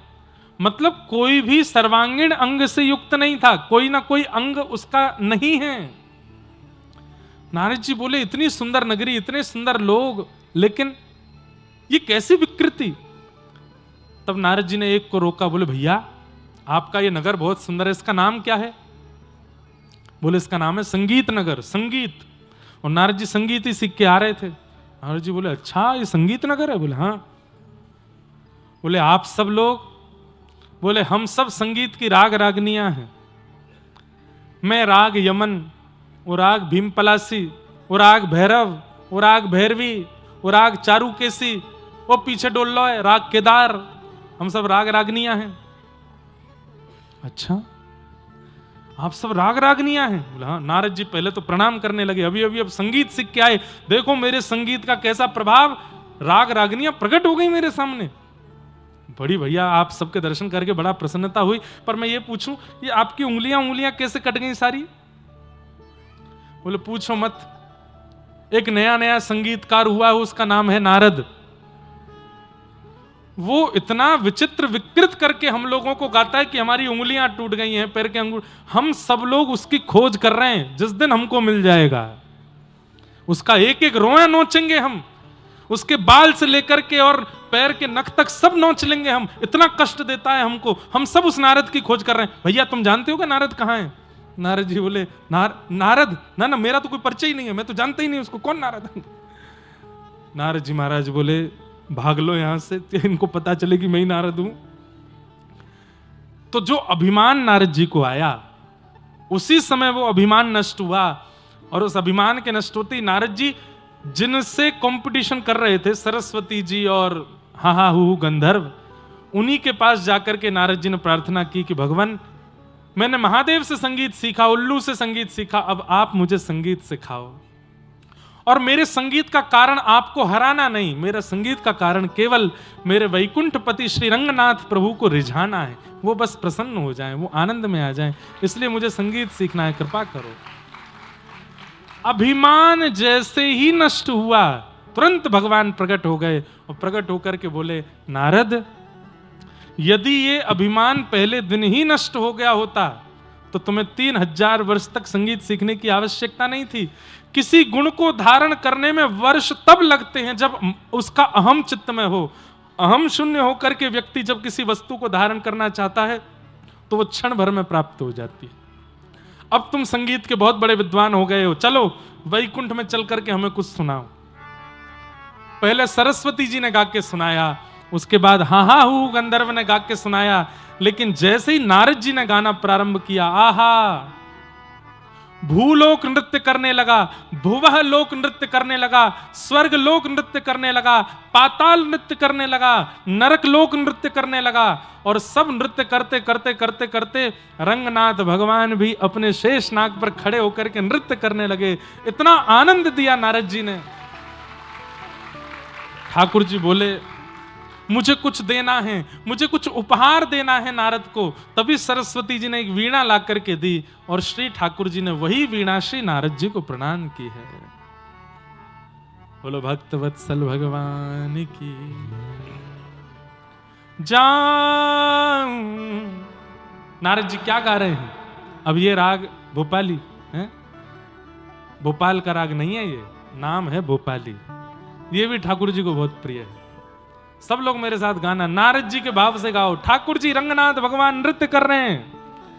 जाऊं तोरे चरण कमल पे वारी, मैं जाऊं तोरे चरण कमल पे वारी। करताल बजा के गाओ बंधुओं।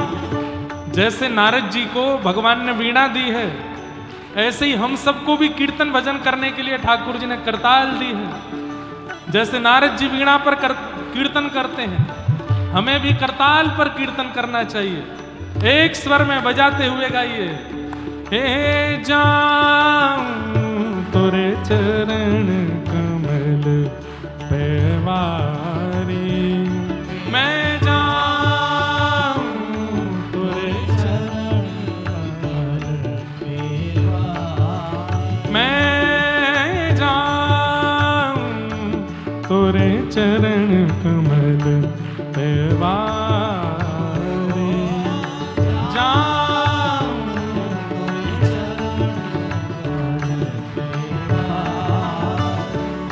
ओ लक्ष्मी रमण प्यारे वैकुंठ बिहारी, लक्ष्मी रमण प्यारे वैकुंठ बिहारी, राधा रमण प्यारे गिरिवर धारी, राधा रमण प्यारे गिरिवर धारी, शरणागत हूँ द्वार तुम्हारे, जाऊं तोरे चरण कमल पे वारी, मैं जाऊं तोरे चरण कमल पे वारी, मैं जाऊं तोरे चरण कमल पे वारी। कितना घना बना अधियारा,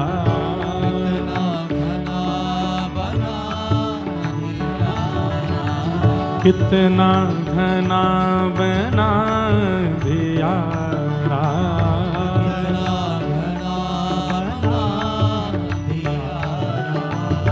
घिरता में सारा का सारा,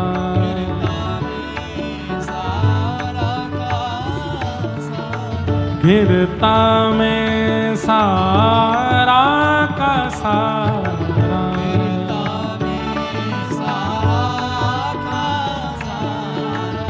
तू ही मेरा मेरा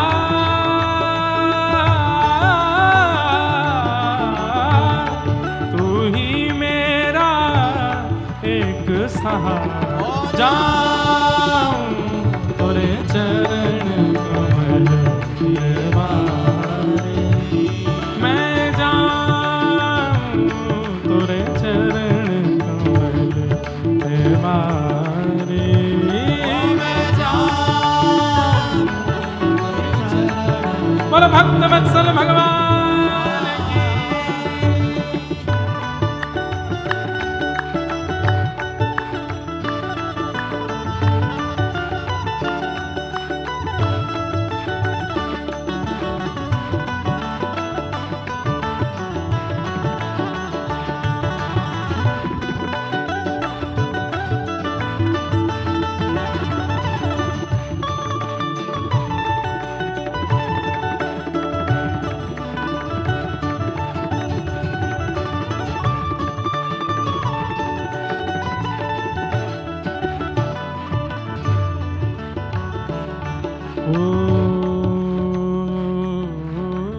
मोर पंख की अलख जगा के मोर पंख की अलख जगा के, मोर पंख की अलख जगा के,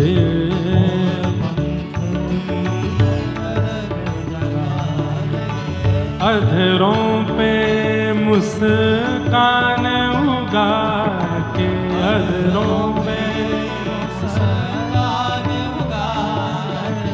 अधरों पे मुस्कान उगा के, अधरों पे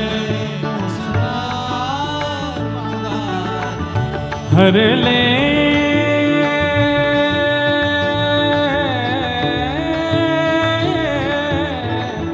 हर ले जग की पीर पार जाऊं, तुरे चरण कमल वारी मैं जाऊं, तुरे चरण कमल वारी मैं जाऊं,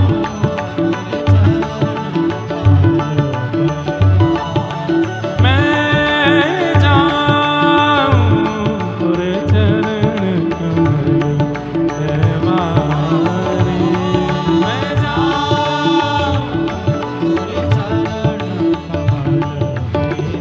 हरि बोल हरि बोल हरि हरि हरि बोल, हरि बोल हरि बोल हरि हरि हरि बोल, हरि बोल हरि बोल हरि हरि हरि बोल, हरि बोल हरि बोल हरि हरि हरि बोल। मैया तेरे पाँव पड़ूं एक बार हरि बोल, मैया तेरे पाँव पड़ूं एक बार हरि बोल, भैया तेरे पाँव पड़ूं एक बार हरि बोल, तेरे पाँव पड़ूं भुजा उठा के हे हरि बोल हरि बोल हरि हरि हरि बोल, हरि बोल हरि हरि हरि बोल, हरि बोल हरि बोल हरि हरि हरि बोल, हरि बोल हरि बोल हरि हरि हरि बोल। मैं बार बार गाऊंगा हरि हरि हरि बोल, बार बार गाऊंगा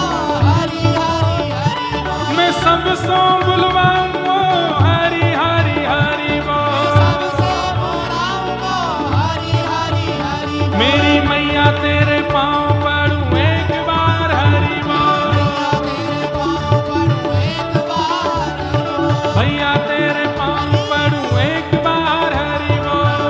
तेरे पाँव पड़ूं एक बार हरि बोल। आप सब जो आपके बगल में बैठे हैं ना, उनके आगे हाथ जोड़ो, पैर छू के बोलो भैया एक बार हरि बोल बोल दो। और इस हरि बोल का क्या फल मिलेगा, ये मृत्यु के बाद यमलोक में जाके पूछिएगा कि मैंने एक बार हरि बोल बोला है। और जितनी बार आप हरि का नाम बोलेंगे गिनती कर लीजिए और उसका वरदान पूछो। मैया तेरे पाँव पड़ूं एक बार हरि बोल, तेरे पाँव पड़ूं एक बार हरि बोल, भैया तेरे पाँव पड़ूं एक बार हरि बोल। तेरे पाँव पड़ूं एक बार हरि बोल। मैं भुजा उठाऊंगा हरि हरि हरि बोल, उठाऊंगा हरि हरि हरि बोल, मैं सबसे बुलवाऊंगा हरि हरि हरि बोल। सबसे बुलवाऊंगा एक बार हरि बोल। हे प्रेम दाता नित्य बोले बोल हरि हरि बोल,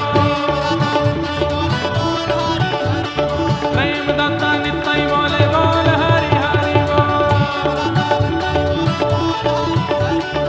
संत समाज बोले हरि हरि हरि बोल, समाज बोले हरि हरि हरि बोल, भक्तन को चित्त बोले हरि हरि हरि बोल।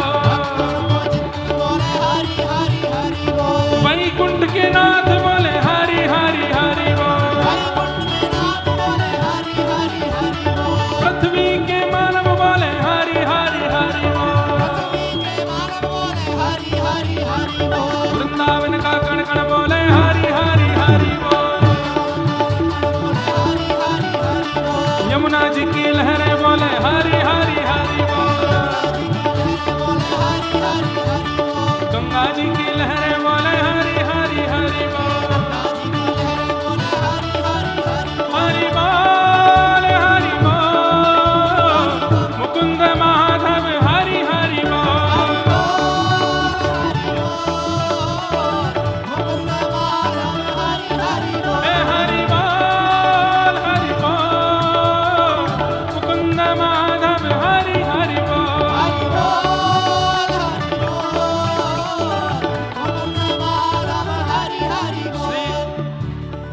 वैष्णव परंपरा में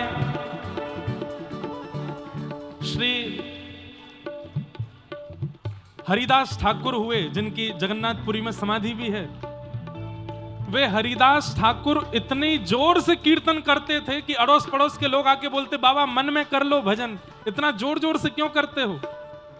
तब वो बोले कि मैं मन में करूंगा तो मेरा उद्धार होगा, और मैं जोर जोर से करूंगा तो सबका उद्धार होगा, सबका कल्याण होगा, और सब में जनमानस जीवाणु जो वायु में भ्रमण करते हैं उनका भी उद्धार होगा। अब देखो, हम अकेले माइक पे गा रहे हैं, लेकिन आप हजारों की तादाद में हमारे सामने हो। आप यदि एक स्वर में गाओ तो आपकी आवाज के आगे हमारी आवाज कम पड़नी चाहिए, और ऐसा ही कीर्तन आपको गाना चाहिए कि हमारी आवाज कम पड़े। उठाओ दोनों भुजा। हरि बोल मुकुंद माधव हरि हरि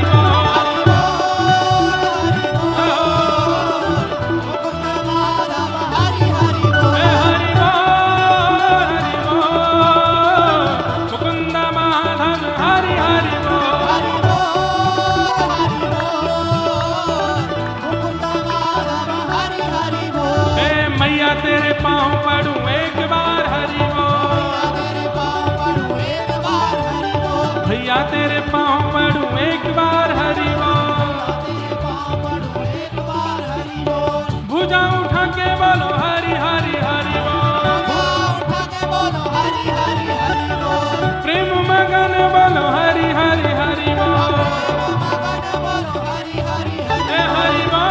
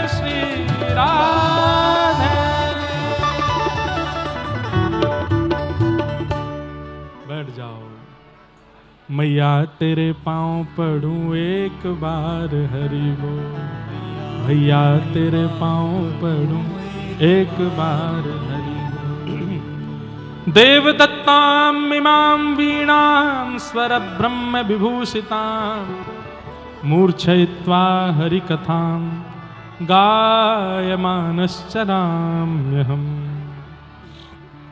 देवदत्ता वीणा है, इस वीणा पर मैं हरि संकीर्तन करता हूं क्योंकि ठाकुर जी ने मुझको दी है। ठीक वैसे ही यह कंठ, यह बुद्धि, यह मन, यह नेत्र, यह जीव, यह नासिका, यह कान, हमें सब कुछ ठाकुर जी ने दिया है। इन सबसे भगवत स्मरण और भगवत भजन ही बनना चाहिए, अन्य किसी में हमारी रुचि न हो, ऐसी भावना रखनी चाहिए।